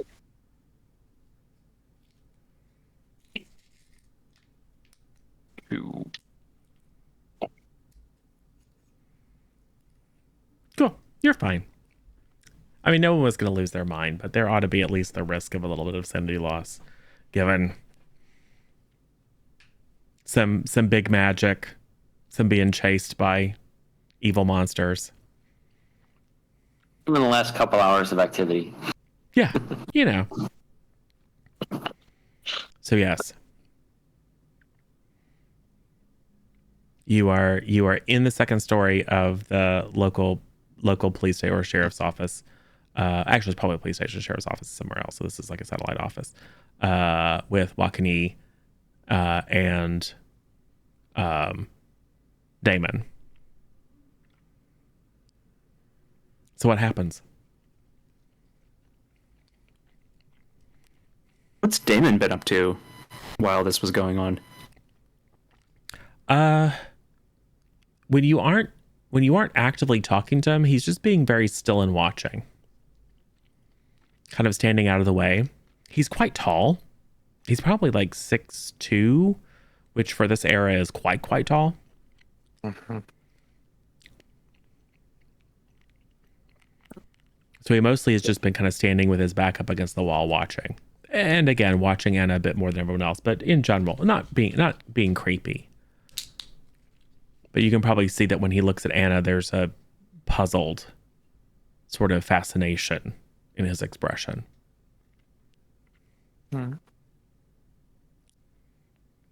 Jack just kind of slumps down to the ground, like kind of using the rifle, just kind of holding it vertically to hold himself up as all the adrenaline starts to wear off, and he starts to actually feel the effects of everything he was doing up until a couple hours ago.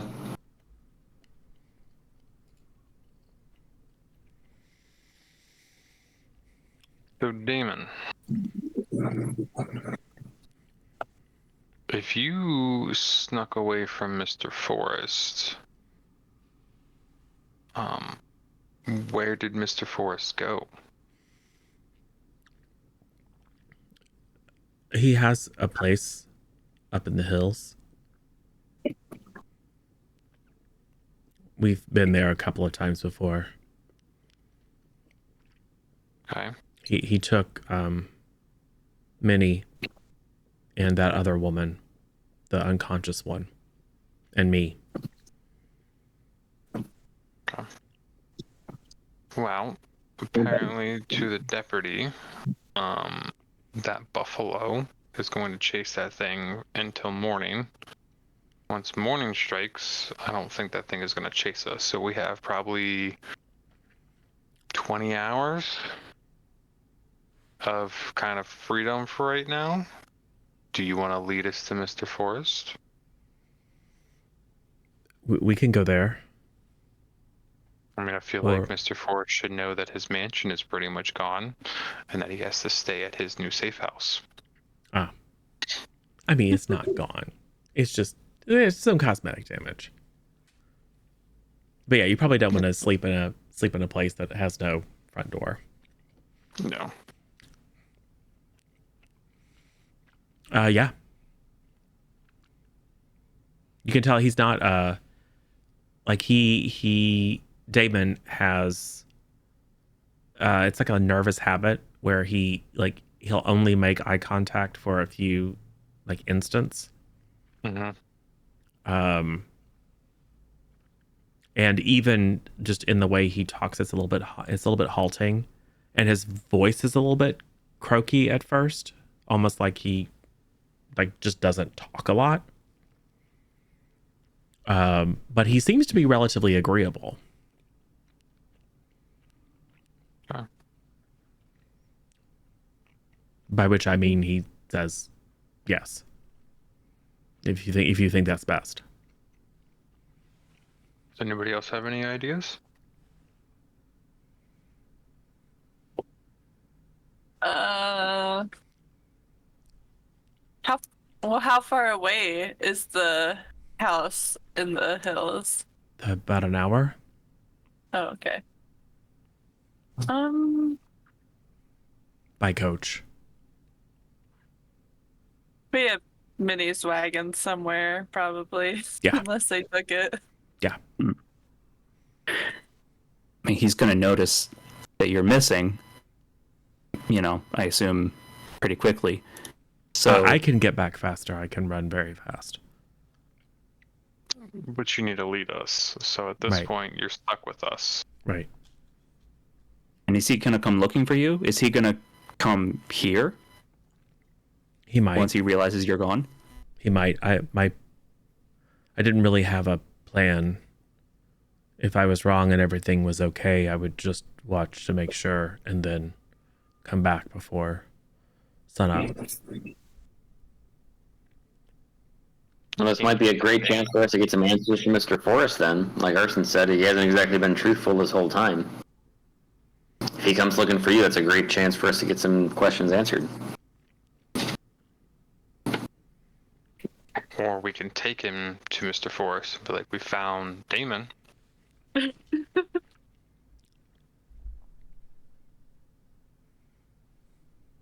I mean, if we... The house didn't hold them off for long. And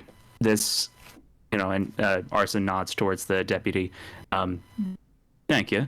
But I imagine that's probably not going to work, a second time tomorrow night or anything like that. I don't know how to keep those things off of us another night. Mr. Forrest might.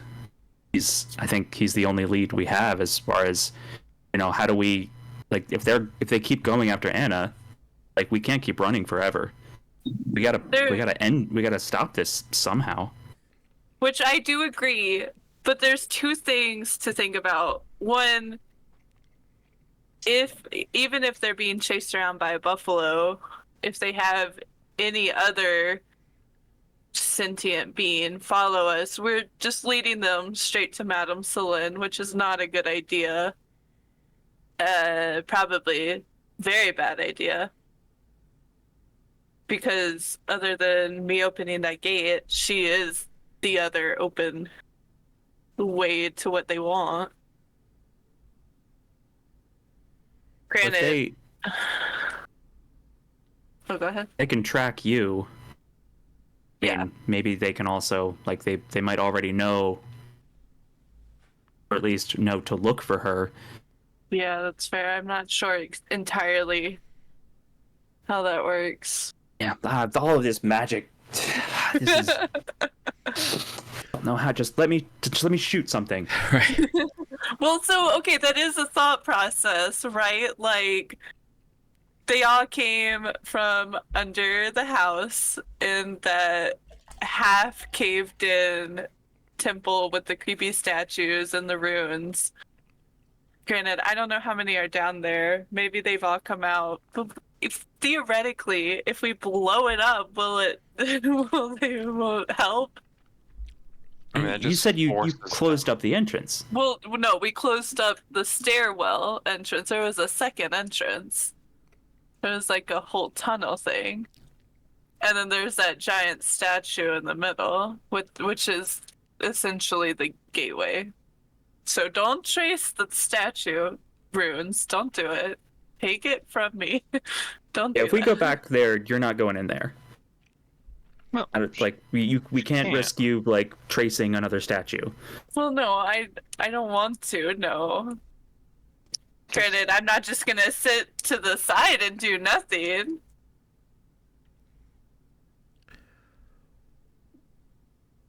Joaquin will, or Joaquini will pipe up and will say, Grandmother told tales of doors to the old world. Not the world of the ancestors, but the world of those who were here before. World where they wait, hungry for what we have in life. They're biding their time. She said those doors were closed and locked on both sides, but that there were those who would try to open them. your grandmother's wise. She was. It wasn't a very sturdy lock. I have a feeling it's been opened or unlocked from the other side at this point, and now they're trying to unlock it from our side. Because those things are not from our world. Or at least from my knowledge. No, I don't know. they are Manitou. Evil spirits, demons, whatever word you want to use. I mean, we had this experience. We have a friend who has some kind of camera. It's powered by a rock or something. She took a picture, and all of a sudden we were in. It was like a flood had overtaken the world and then receded. Is that this other world that you're talking about? There are stories.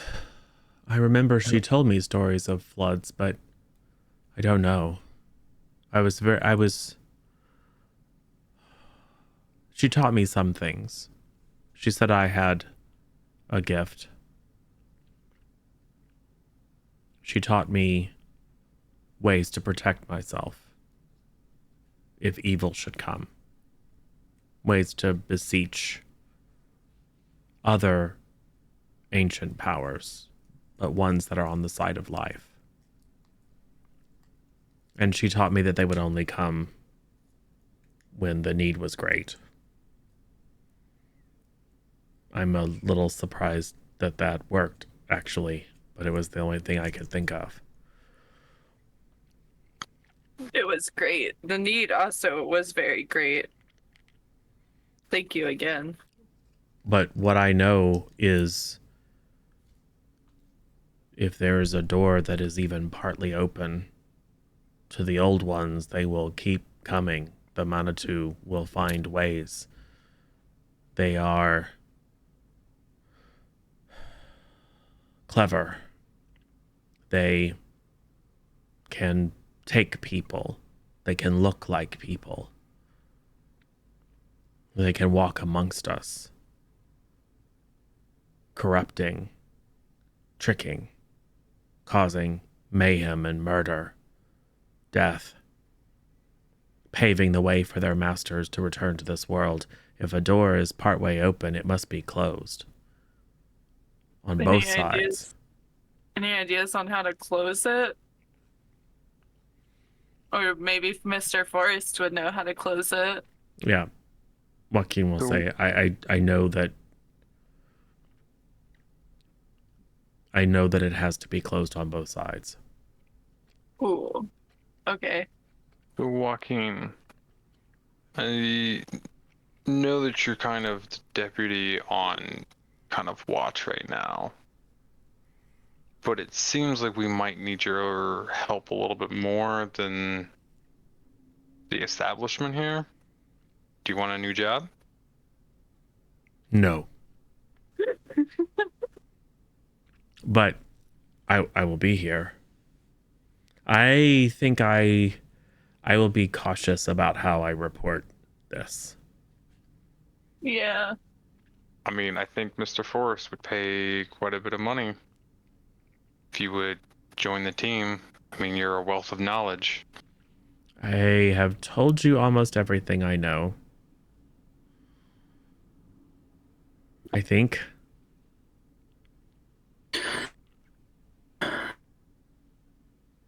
There may be others. $100. There may be others who know more. I only really know the things my grandmother taught me.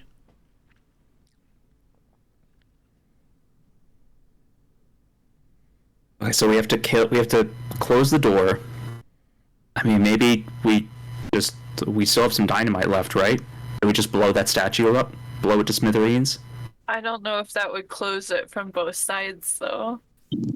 It would take one entrance probably away from them, but we would Yeah. have to find the rest of them and destroy them, which would mean that the lady that we have would have to be destroyed. And I don't really want to do that. Hey, Felix. What about going? Ideas. What about going through the door and blowing it up from the other side?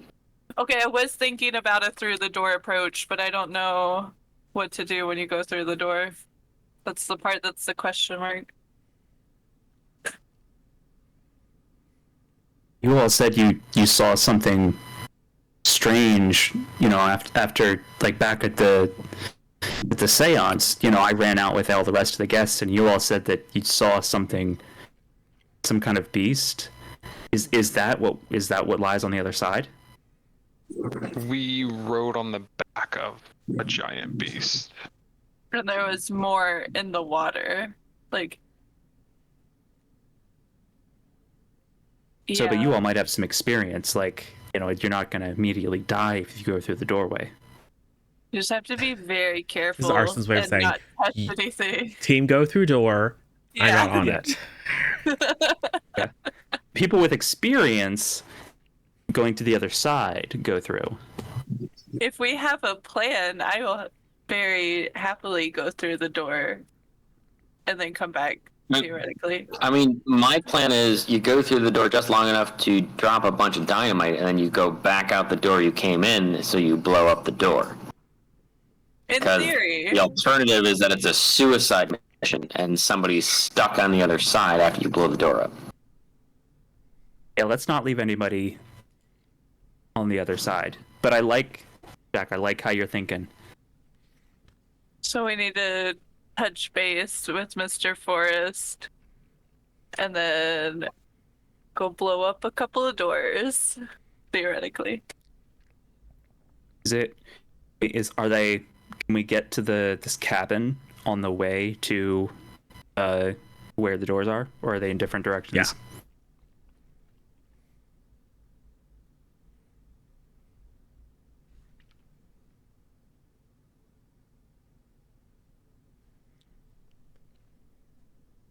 Well, I think we should probably go to Mr. Forrest and at least drop Damien off. All right. I feel like Yeah, that is probably a good idea. the appropriate first step. Yeah. If Because Probably don't wanna take get the a little VIP. rest before dawn. Considering none of you have slept. Yeah. I mean, So we're Jack probably passed out in an good alley until- for a little while earlier in the evening, but It wasn't a good sleep. yeah, it wasn't a restful Actually- sleep. Damien said that he could get there a lot quicker by himself. yeah, he can just run. I'm gonna look at Damien and be like, can you relay all the information to Mr. Forrest for us so we can try to deal with this? I'm not sure I understand it. I mean, I can try. You could write a note for you Yeah. to take with. I think. Look, I've said that I'm not sure that everything that Mr. Forrest has told me is true, and I know that he hasn't told me everything that's true, but he's a good man. Mm-hmm. He does seem to care about you a lot. I don't think anybody's a good man. I don't think anybody in this room is good, except maybe the deputy over here. I mean, Anna's for sure. I think we're all people who are wrapped up in a weird situation, and I mean, let's be honest, with the exception of maybe you, Damon, because you've clearly been around a while and you've seen some weird stuff. I think all of us are just happy to be alive right now. I don't think good or bad has anything to do with it. I've had more narrow scrapes in the last 3 days than I have in my entire life.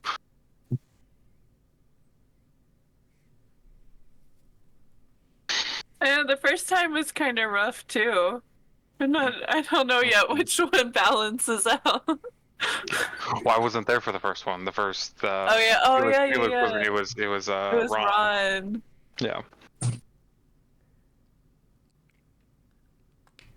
I can take you there, or I can take a note. I feel like maybe a note would just do the exact same thing, and then now he knows that we know that Damien is with him, so now he can't hide that information from us.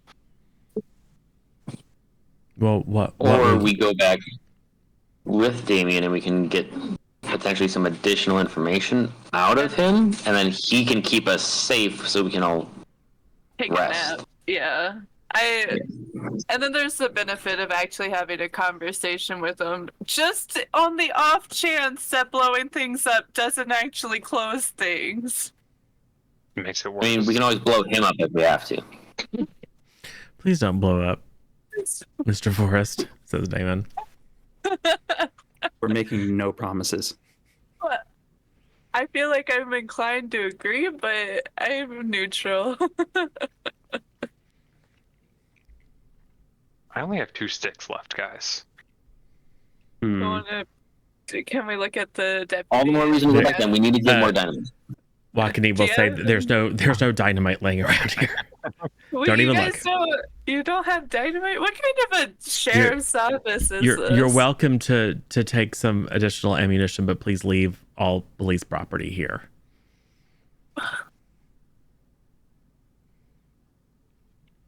They'll notice if it's missing, then I'll have to explain it. What if I give you a 20? Go to the store. It's what, like Oh, 5 not now. a.m.? I can't. If we're resting, then we'll have some time during the day to go to a provisioner and get some more dynamite. Yeah, we can send the NPC money out. You could just rush off back to the old Miller's house with no plan. That's totally viable. That sounds like a trap. That absolutely sounds like a trap. It's never been a bad idea to go to the Miller's house with no plan. I mean, you tried it twice and it's gone really well both times. Yeah, but this I think is the first time we we didn't know that we needed right. a plan. That's true. Second time, you definitely knew you needed a plan. Well, we kind of had one. Elaine was our plan. The plan was, Yeah. there's I feel like the plan there's was, a hey, hole. let's go there with a new person Yeah. we just met. That was the plan. Right. You had a plan and you followed the plan, and then you had plan appendix that was unplanned. You had an opportunity to crawl into a hole underneath Death House, and you did. So it's fine. Yeah, that was all part of the It plan. was not. Plan is that there is no plan. Exactly. Except this time we need a plan. So Okay. what's gonna happen? What is the plan though? Sounds like the plan is that we are going to go with Damon to Dr. Forrest. We are going to ask him to shelter us while we get some rest. And then as soon as we are rested, then we're going to have a conversation with Forrest. We're going to restock and decide what we're going to do, and then go to the Miller's house and try and stop up this interdimensional hole. Cool.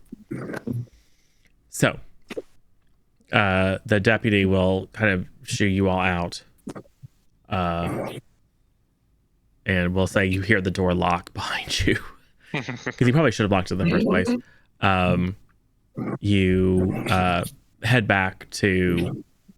well, you have to get Minnie's cart. You head back to the forest house and go get Minnie's cart and horse. And, ride off out of town. You're probably maybe 30 minutes out of town when this, and even as you're getting in the cart, you can start to see the little bit of purple glow on the horizon, indicating that dawn is near. I will say, as you're leaving town, your nerves are probably a little bit high, just given you don't know what's going to leap out of the darkness at you, but nothing does. And then as the sun rises, you have a sense of relief, under the assumption that everything's better in daylight. And sometimes it is. It's a little bit slow going because it's just a one horse cart and there's quite a few of you. So Damon's probably just walking beside it. But then about 30 more minutes, as you're winding your way up the kind of dusty road into the hills, there on top of a kind of a low rise is a quite well appointed house. A little rustic. Not quite a cabin. It's larger than that. But it's not ostentatious like the townhouse. You pull the cart up outside. Damon kind of sheepishly leads you toward the front door. Before he has a chance to open it, the door flies open, and there in his dressing gown is Mr. Forrest, who kind of sees Damon, kind of shock on his face, looks at all you, very confused, and then just embraces Damon. Aww. And kind of like checks his face. Kind of, you can see him. He's being very gentle and familial, but you, especially Anna, recognize this as a doctor. So he is, as he's like checking to make sure Damon's okay, he's actually examining him just to make sure things are all right. Mm-hmm.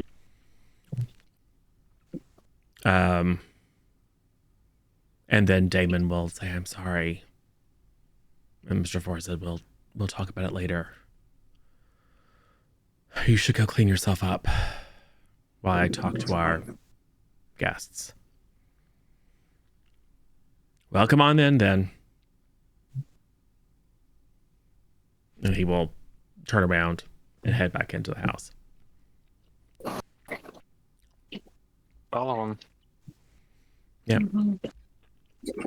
It says there's not a overt display of wealth here, but if you know what you're looking for, like there's paintings hung on the wall, which are, like rustic living typically doesn't have. And I will say, since you know what to look for, you probably see a similar, like just extra little carvings in the like lintels above doors that maybe they're decorative, but they're probably protective.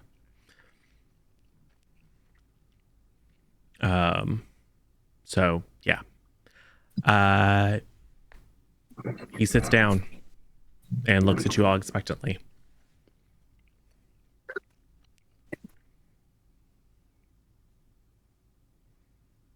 What a night. What a night. Yeah. Well, you survived. Barely. Is my house still standing? Mostly. Yes. Mostly. It is still standing. Those are very different answers to that question. It's standing as well as all of us are. You just may have to repair a room or two. and your doorway, and maybe fill in some of the grass from the front yard. We can talk about all of the designs later if you want, but It's a fixer-upper now. yeah. Most of your stuff is intact. Oh, minus a window or two. We had to cannibalize your piano.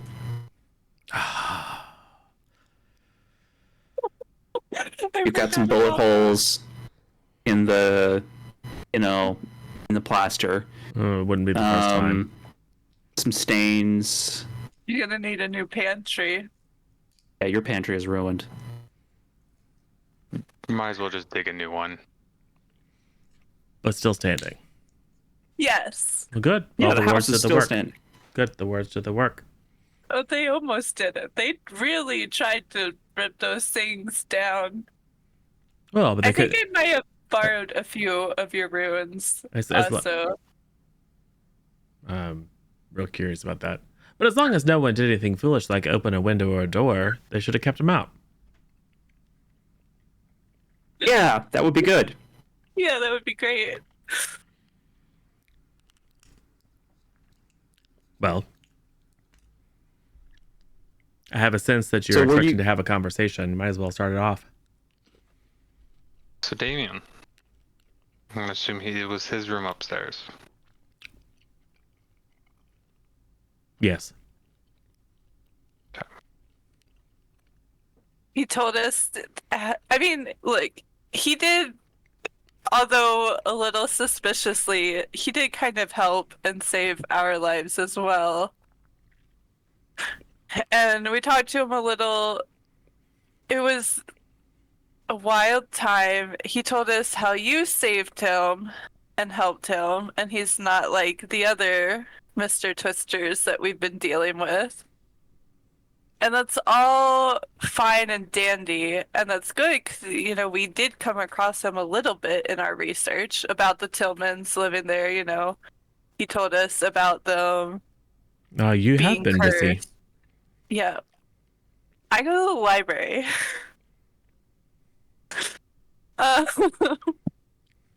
but I guess I don't know. I don't even know the questions we need to ask. Well, okay, I know the questions we need to ask, but in regards to Damon, I mean, why? I guess what I want to know specifically is why did you hire us? If you had a vague idea or understanding, do you just want to confirm things? Or why didn't you tell us? In addition to everything else. In Mr. Force's defense there, we didn't ask. I mean, that's fair. But I guess now that we do know and we are asking, I guess it's kind of like, did you think maybe it was the same? I don't know.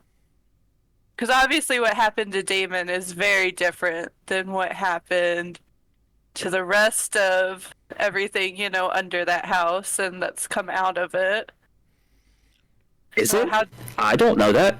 Well, it's being staved off, I guess, in a different way. Because he said he can kind of deal with it in a way. This is where we're hoping you'll fill in some gaps for us. So who would like to be the one to roll persuade? Not me. I can try.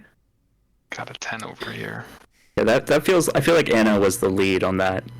Like Arson's just being a heckler right now. Oh, I got a 9 Ooh, out of 20. excellent. So a hard success. He calculates for a second and then just kind of sighs.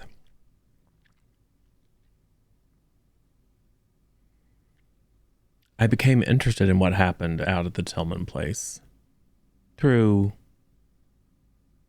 contacts of mine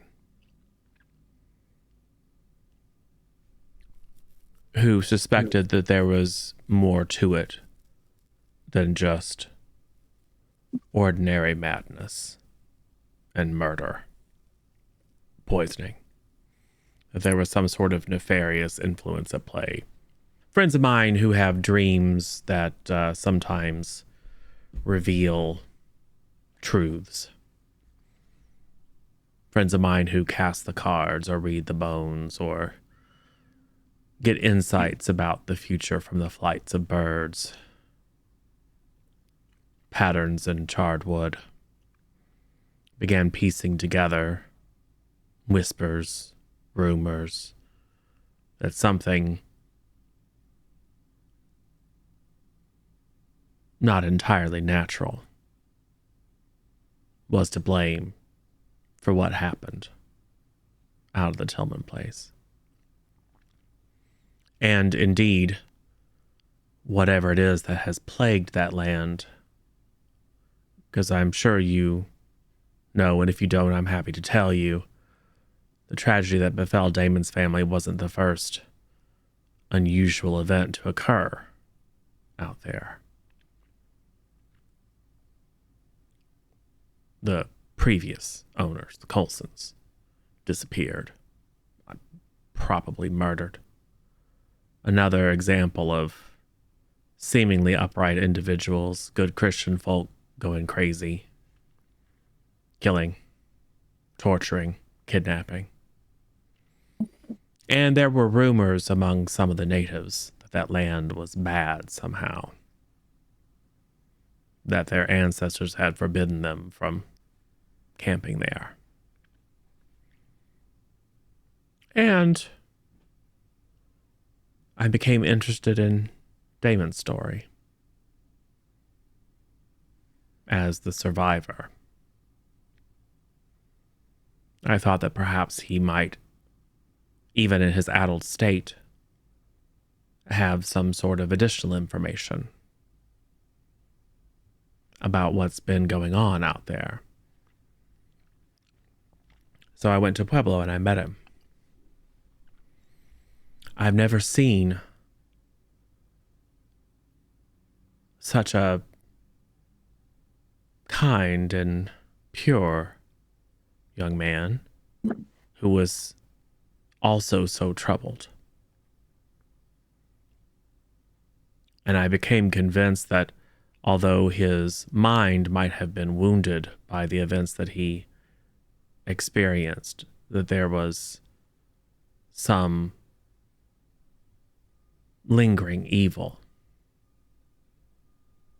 that he was fighting, but it was a losing battle. I visited whenever I could, formed a bond of trust, if you will, heard his memories and dreams. He spoke of a hunger, an urge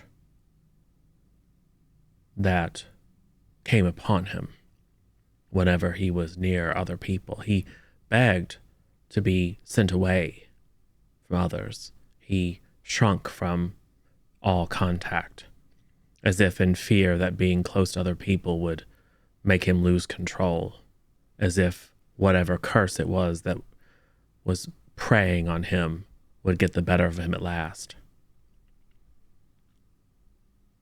And it did once, didn't it? While he was in the hospital. Yes.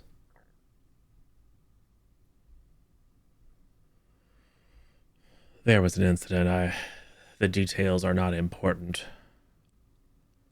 But he began to fall apart. There was an altercation with another individual. Disturbed. Thoroughly bad person. Same age as Damon, more or less, but already killed 3 men. Something set him off, and he went after Damon. And Damon just fell to pieces, but somehow was still alive. They called me, and I'm honestly not sure how I figured it out. But I made a hard choice. For Damon to live, a sacrifice needed to be made. And I put Damon back together. And then I brought him here to live with me so I could look after him and protect him, as I have done ever since. When the recent events involving missing pieces began to occur, I'll admit at first I was in a terror that somehow Damon had gotten out, that this curse had overtaken him. But then I realized that it wasn't him. So I knew that I needed to simultaneously keep an eye on him and protect him, in fear that some other force was coming to claim him, but also that I needed to get to the bottom of what was going on. Confirm the connection. And no, I did not tell you about Damon or his existence or his condition, because you didn't need to know. And if I had, to be fair, your suspicion would obviously have turned to him, and you would not have investigated as thoroughly.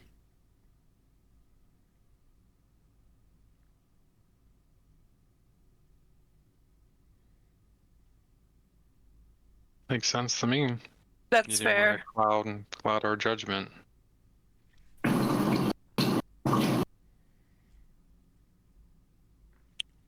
Yeah, I can't fault you that. I still don't like it. I mean, it just seems like, I don't know. Maybe you're right. Maybe we wouldn't have investigated the house. Maybe we wouldn't have found out everything that we did.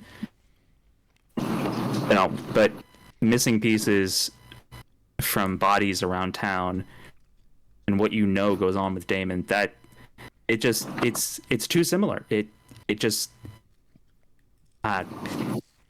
oh, maybe you made the right call, but I don't like it. I don't like it one bit.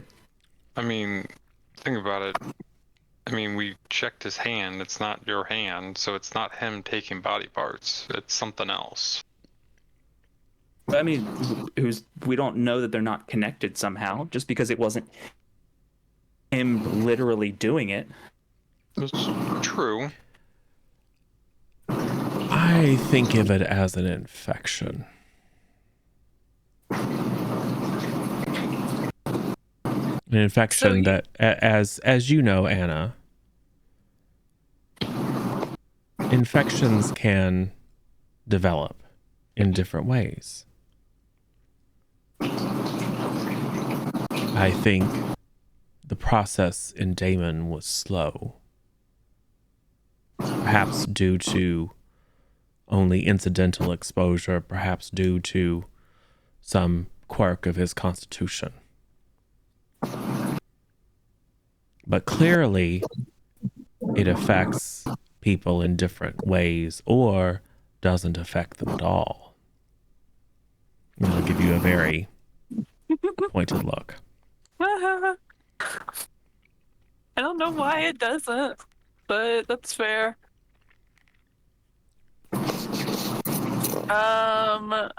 And I, as to the source of the infection, I suspect that it resides, or there is some clue to that, at the old Tillman place. And I suspect that its nature is obviously supernormal.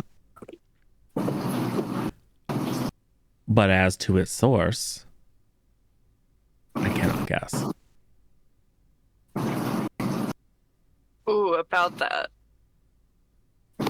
At the Tillman place, funny enough, remember how we said there was a bunch of weird stuff in the basement tunnels under the house? Well, Have you told him about that? there was hints. Like, people told him that we found stuff under the house. No one just told him, like... Yeah, I this is me not being able to remember whether you have reported in detail about. We told him about the statue underneath the house Okay. and everything. But we haven't Okay. told Yeah. Damon about the statue and everything. Right. Yeah. And Anna's just been vague about it. Yeah. I think you there are some pieces of information that you have that he does not have or hasn't connected the dots yet. Yeah. We might But not they have did given, tell we like- did tell him about the millstone with the runes. Yes, that's true. Yeah, you Well, did I definitely tell him didn't, that. but Yeah. Yeah, that's for out sure of true. character remember that. I think you didn't tell him that you nearly opened a doorway. Yeah. Well, guess Kind of what we're about alluded to to tell him.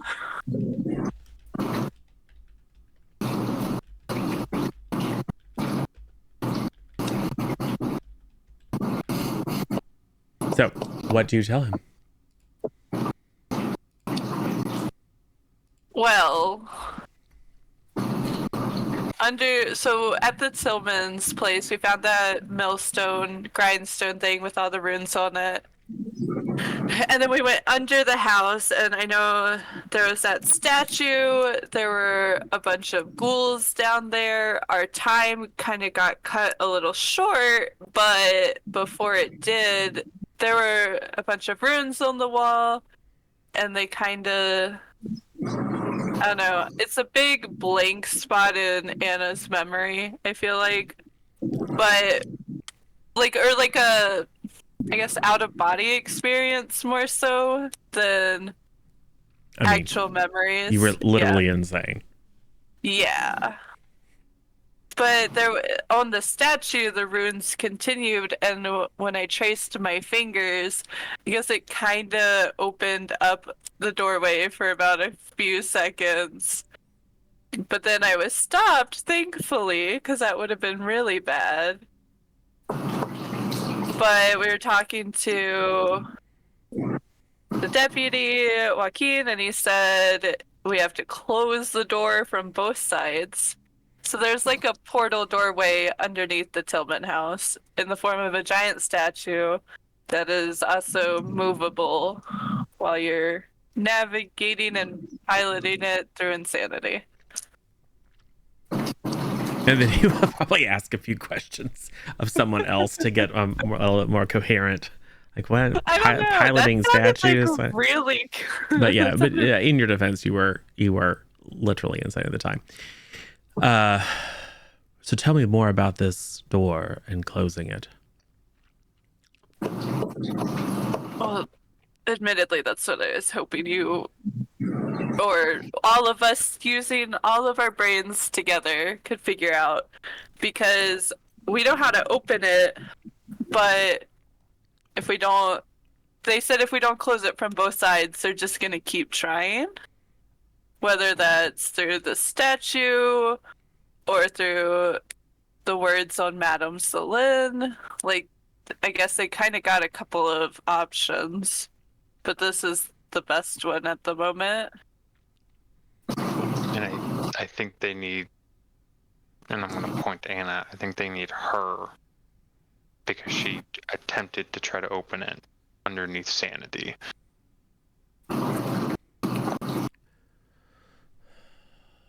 So to close from both sides, you have to open it first. Close the far side, then close this side. Right. And your plan is for Anna to go insane again. To be able to open it. Okay, theoretically, yes, there's some gray area there. Because I feel like the whole thing, if it doesn't affect me in the way that, if this time I don't go insane, I know this is all like ifs, but I don't know how it's to theorize. But if I don't go insane this time, then maybe I can open it while still being in control. Hopefully. Maybe Elaine could do something to keep you grounded, keep you stable. Maybe shield your mind. But if it was indeed the insanity that gave you the ability to do whatever it was that you did, it's a fine line of trying to control your own insanity. It's a contradiction in terms, don't you think? Yeah. Isn't everything we've been doing kind of contradictory? Fair point, fair point.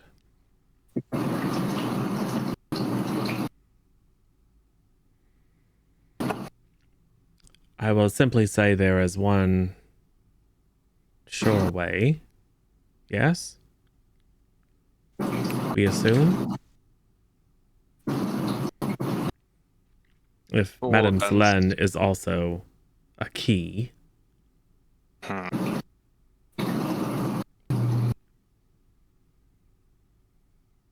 Are you gonna attempt to read her?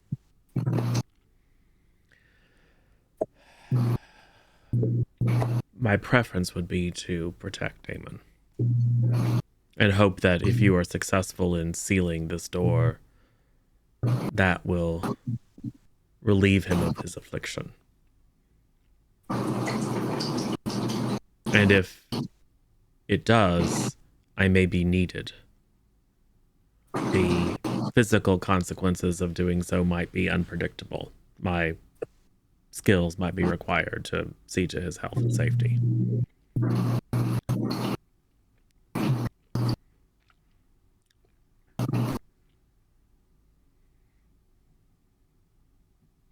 Besides, that's what I'm paying you all $300 for, isn't it?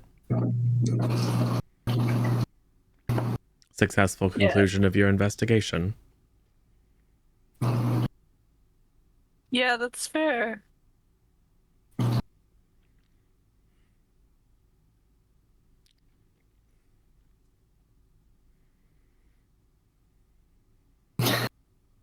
So, what is your plan? This place is nearly as secure as my home in town.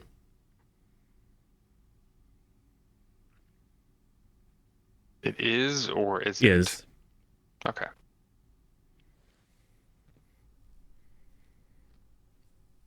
I'll send word to have some workmen visit my home to repair any damage. But I think it's best that we stay out here for the time being. May even be best that Madame Selene not be here if she is indeed a target.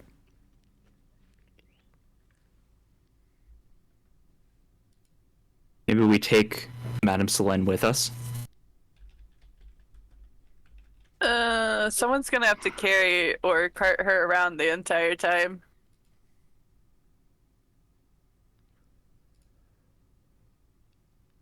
Well, she doesn't seem to want for much. It's been days now. She still hasn't eaten or drunk anything.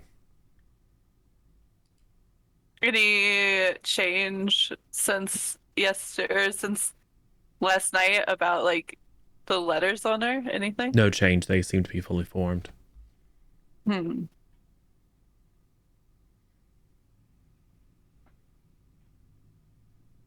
We just put her on the next train leaving town going west. Send her to Los Angeles or something. That would be an I option. mean, either she is just not a factor in this fight, she's not a risk that we have to worry about, or she draws some of them away and makes our job easier. My question to that is just because we send her out of Denver, can the gates still be opened with her in a different city? Well, if it's I don't tied to think her and not to the statue and the shrine, then I don't really see what hope we have.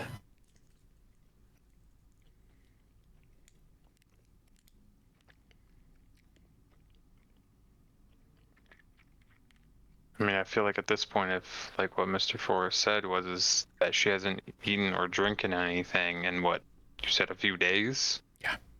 Oh yeah, she's at this- total vegetable. Oh, so yeah, at this point, she's not even really living anymore. Oh, I she's mean- alive. She just is sustained by something other than food and drink. Yeah, well, our sense of alive, an actual conscious being. Yes. I mean, we could put her to rest. Maybe that will solve the issue. I mean, at I this really want point, to kill a defenseless person who doesn't even know. she did That's- kind of bring it upon herself. I mean, even Elaine said that she meddled with things that she wasn't supposed to be meddling with. I mean, we've all Well, my meddled. son, if that crime earned the death penalty, we all would be not long for this life. Okay. Fair enough. Arson is putting his hand kind of down by his side, out of sight.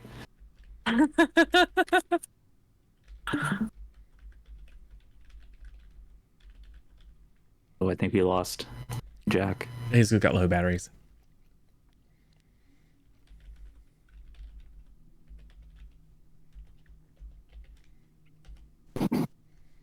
I mean, if she's just being sustained by something else, we could always just bury her in a coffin. Put her 6 feet down, put her in a coffin. I mean, it's not like she has to eat or drink anything. Does she need to breathe? She's hidden. We can put wards over the coffin, try to hide her. Put her in a safe, drop it in the middle of a lake? Hide her, send her Yeah. away, or use her. Sounds like those are the three options. Mm-hmm. I mean, I wouldn't really want to send her away just for the simple fact that what if we do need her? Now we have to go get her, bring her back to Denver. Yeah, I mean, you need a key to lock a door, right? I mean, we have a key. She is one. I feel like I'm down for hiding her, and maybe with the optimistic off chance that we can somehow reverse it. Who knows? Maybe if we take care of this, she'll be fine. Yeah. We can't send her away. Or we probably shouldn't send her away. We're not confident we can use her. I guess that does just leave hiding her. Mm-hmm. All right. Well, I can see to that. I was gonna say, I mean, we can make some type of way at least to get her down to her in the coffin. I mean, at least at that point, if she does get better, yeah, she might freak out that she's in a coffin, but she can at least breathe while we dig her up.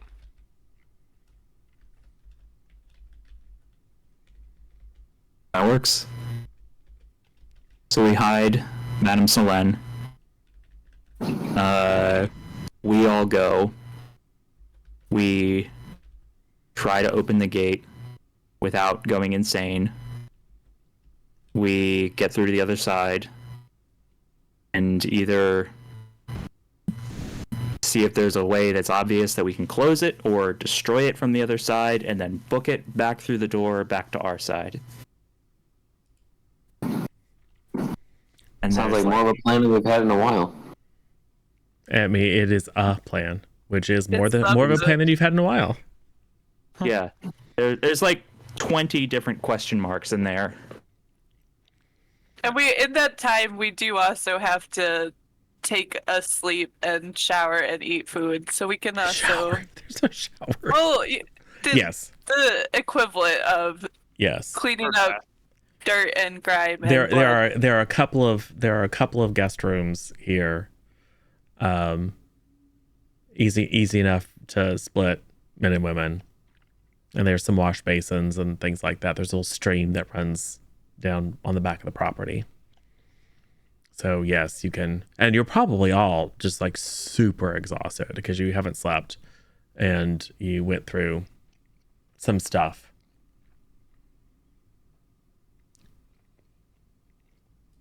So yeah. It's the safe room before the level. Right. Exactly. You all approach a little shrine and there's a little glow and you hit your save point. Take a rest Up at your this health before you grab bonfire. another health pack. Exactly. So, Mr. Forrest will see to concealing the Book of the Flood / Madame Selene while you all sleep.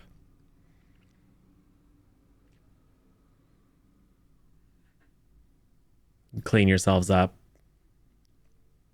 Have a bit of a meal. Clean yourselves up. Take a sleep.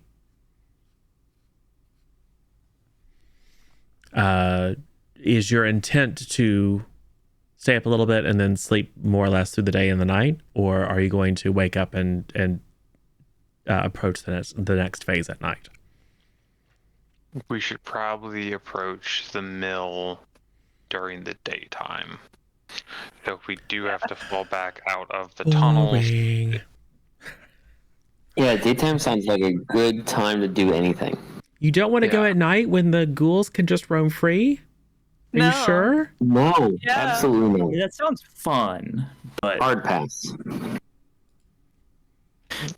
we probably would.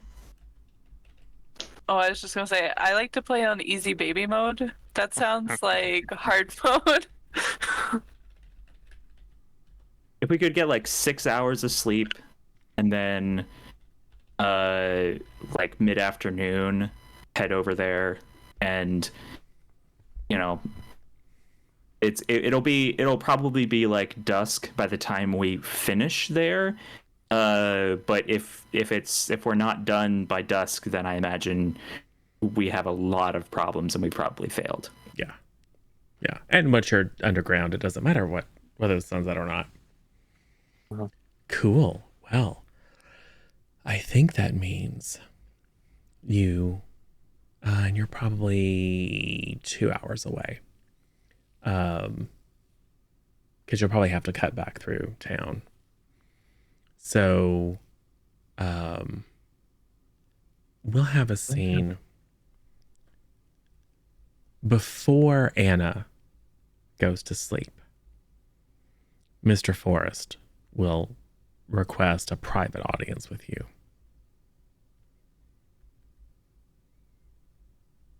Okay.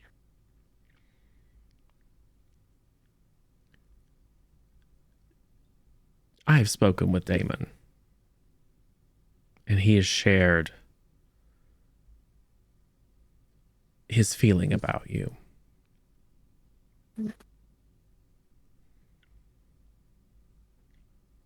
I have a hypothesis that I would like to test. Ooh, Anna is a doctor scientist. This sounds interesting. I believe that much as this infection seemed to have worked slowly in Damon, that is but one data point. The fact that you have successfully resisted it suggests that indeed there may be, like many infections, although this is clearly supernatural, some degree of natural immunity, potentially. So if you would be kind enough to consent, I'd like to take a sample.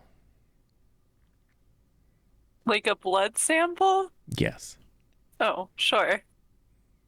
Okay. Take a harm, Okay. as he'll take like half a liter of blood and then give you a cookie. Oh, thanks. And we all smear it all over our bodies like we're in movie The Dead. Yeah. So I mean, a half a liter is a fair amount, right? But no, it's certainly not. It's enough to make you a little bit lightheaded, but it's not enough to actually put you in any danger. Just a little stumbly back to the rooms. It is a point of harm. So cool. So Mr. Forrest now has some of Anna's blood, which is great. I'm sure it's fine. Anna did not read the terms and conditions. But honestly, I'm very interested to see what happens, so who cares about a liter of blood or two? It'll be fine. So you wake up, you pack up. Is there any other plan that you have, any other activities that you wish to pursue before you head back to the old Tillman place?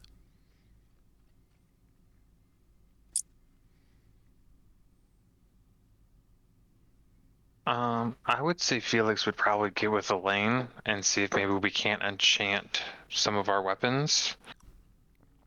I know she put like a temporary one on while we were down in the cellar, Yes. but we were trying to look to maybe do something a little bit more permanent so we can try to harm these things. I think Elaine would share that that kind of thing probably takes time and preparation and experimentation. More time than what we actually have. Yeah, but she has been studying. So depending upon what happens next time and what rolls are, she may be able to replicate that effect. I mean, even if we just did it on like the bullets and not the gun, I would be fine with that too. Yeah. And that's an effect that she kind of accidentally was able to create. So she believes that she should be able to replicate it, which just means that it wouldn't take a hard success on a roll. But we can resolve that when she's here to actually do the roll. Okay. Cool. Anna. Oh, I was just gonna say Anna's very scandalously and also now missing blood. Go to Arson's room because it's scary to be alone. Ooh. And also, I figured he'll probably get mad if I don't tell him that I just gave Mr. Forrest my blood.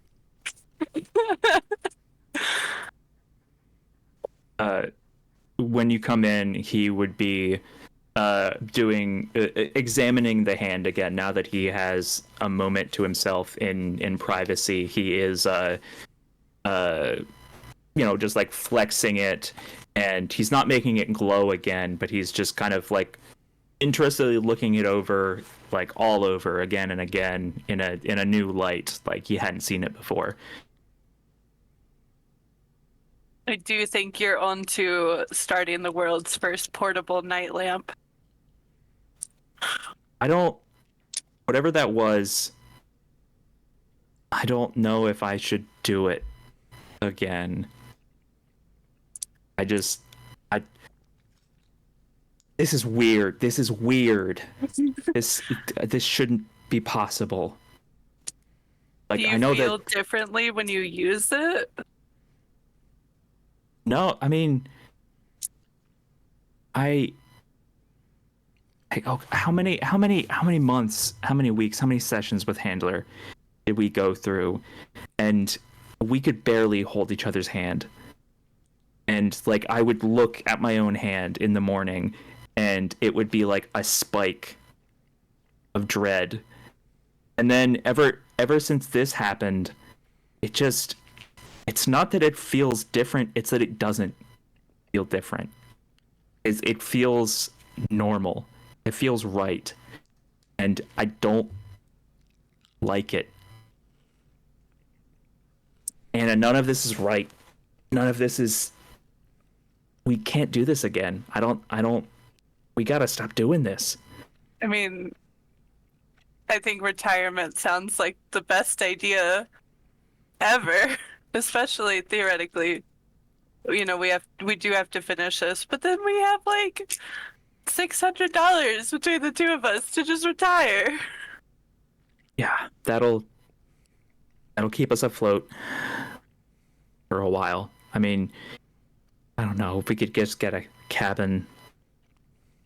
I don't know. Finally go fishing. Yeah. I think that sounds like the best idea. And I think probably like we could end that scene with just like the two of them just kind of sitting at like a little side table in the room, just like holding each other's hands. Meanwhile, Elaine is outside listening in the door as a single tear rolls down her cheek. Oh, Anna. And then Minnie, who has no chill, busts in. Hey, let me see your hand. Oh, it's looking really good. Here. Let me add some stuff to it. Yeah. Wait, it did this new thing where it started glowing. Oh, excellent. It probably needs more crystals. Here. Oh, I have one. Yeah, should cram some more in there. Oh, this is the perfect time to casually slip into conversation. Many experiments on your hand. Dr. Forrest experiments on my blood. There, I told you. Wait, he's what? I You gave him blood? Yeah, well, so okay, he thinks I have immunity to the stuff. And I mean, honestly, I kind of was on that same page, especially after Damon said things, and then the hand egg thing didn't work. So he just asked for some blood, and I have an inquisitive mind. I'm down to science it up. So sure, I gave him a little bit. Well, if your blood stops the infection, if one of us gets infected again, could we inject your blood in us? Like, That's what I'm hoping he can find out and tell us before we leave. we should get him to give us some syringes. Oh, I have syringes. Oh, yeah, that's right. You have syringes. So if we take some of your syringes, we load them up with a little bit of blood just before we go in. Each one of us gets one, and then if something bad happens, we just give it the old jabby jab. Theoretically, there's still some workshopping to do. This is how everyone gets hepatitis, by the way. Yeah. I am forgetting my history of blood transfusions, but I'm pretty sure this is before we knew about blood types. Some of you get hepatitis, the rest go into hemolytic shock and die. Yeah. I think we'll just workshop it a little to figure out some things, but it's a lead. Yeah. It's a They're for sure like implanting monkey glands and stuff in people at this age, and that does not go well for obvious reasons. There's a lot more dead ends than there usually is success, but hopefully we can figure something out. Excellent. So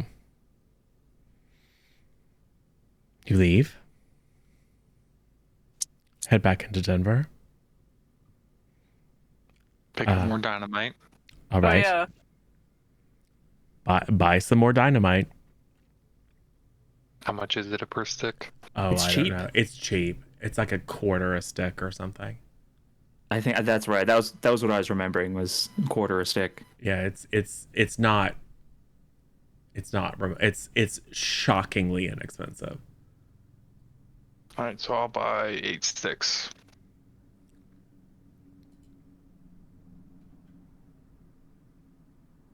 Gonna bring that whole cavern down on our heads. That's 10 sticks dynamite.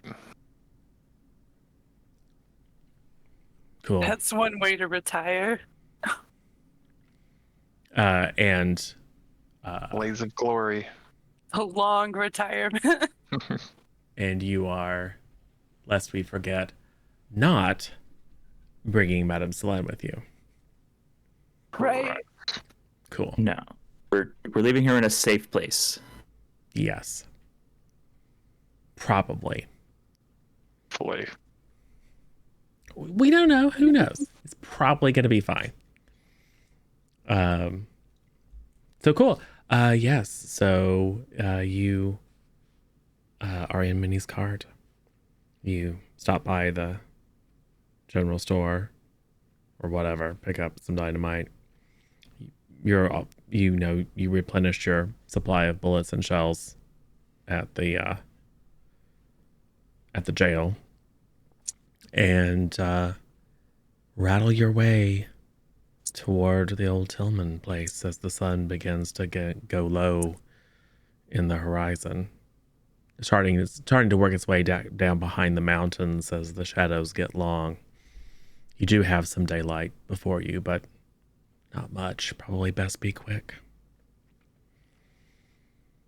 So we just get a pullback shot of probably you all step out of the cart before you cross the bridge, tie the horse up to that tree, and then you all kind of stand in a line at the peak of the bridge with the long angular light casting shadows as you see the now ruined mound of woodwork that was the old Tillman house, knowing that somewhere underneath that is the temple and the door that it opens.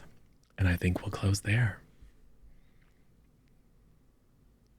Cool. So next time will be easy. Just have to Yeah, I mean, next session will be fine. fully open the door, go inside, figure out what's going on in there, close that door, come back out, close this door. You're good. Easy peasy, lemon squeezy. Yeah. That's all. That's it. Yeah. Easy We're doing baby an mode, guys. interdimensional Benny Hill like door gag. Yeah, exactly. Cool. Well, that was fine. No one died. Only Jack nearly got throttled and beaten to death. Jack, you were the best anchor. Thank you for not letting me get dragged off. And Arson got to meet an old god, but one of the good ones. So yeah, I feel like I gotta go back and watch season 1, but I feel like that happened like the last episode we had last season 2, where Jack was getting choked to death and then he shot something. Yeah, I mean, it's kind of Jack's life. At this point, Get choked, stab someone, get stabbed. Yeah. So awesome. Well done. Well, speaking of Jack, why don't you say goodbye to folks, Jack? sure. Hi, everybody. Aerithos playing Jack. Camera died on me, so you just get my disembodied voice with this beautiful picture that Zero found for Jack. You can find me here on C+ content. You can also find me on some friends of the channel. Always love rolling dice with everybody here, so hope to see you again soon. Katie. I'm Katie. I can also be found here or on Friends of the Channel, and generally about most Discords hanging out. And yeah, villain. I'm your only villain. You can find me here at C+ content. It's friends with the channel.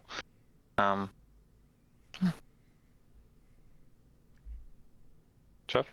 Hey everybody, I'm Jev. I hang out usually in people's chats on the internet, and I also stream myself playing Mahjong, which is a card game, and chilling with my cat and some cat cam and some music. And if that sounds like your jam, then come on by.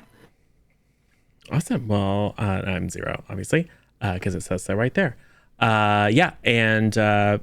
are rapidly approaching the denouement of this, which is chapter 2 of Cowboys and Cthulhu. We referenced a couple of times the previous adventure that some of these characters have been on, after which they decided to retire. Sounds like that. There's almost a little bit of deja vu with that guy. Was like, we can't do this again. It's like, that's what you said last time. Like the universe is conspiring against you. Like once you encounter the mythos, once you're pulled into the orbit of the Eldritch, you can't get free. Even death is not an escape. So it is nothing but misery and horror for these characters forever after. But that's where the fun lies. Cool. So yeah, we will work on calendars and schedule the grand kind of confrontation. Or you might all just hop on a train and let this part of the world become an otherworldly dominion for the flood. That would work too. So who knows? Cool. So all right, we should probably say goodbye to our friends on YouTube, and then find someone on Twitch straight out to. So bye YouTube. See you soon.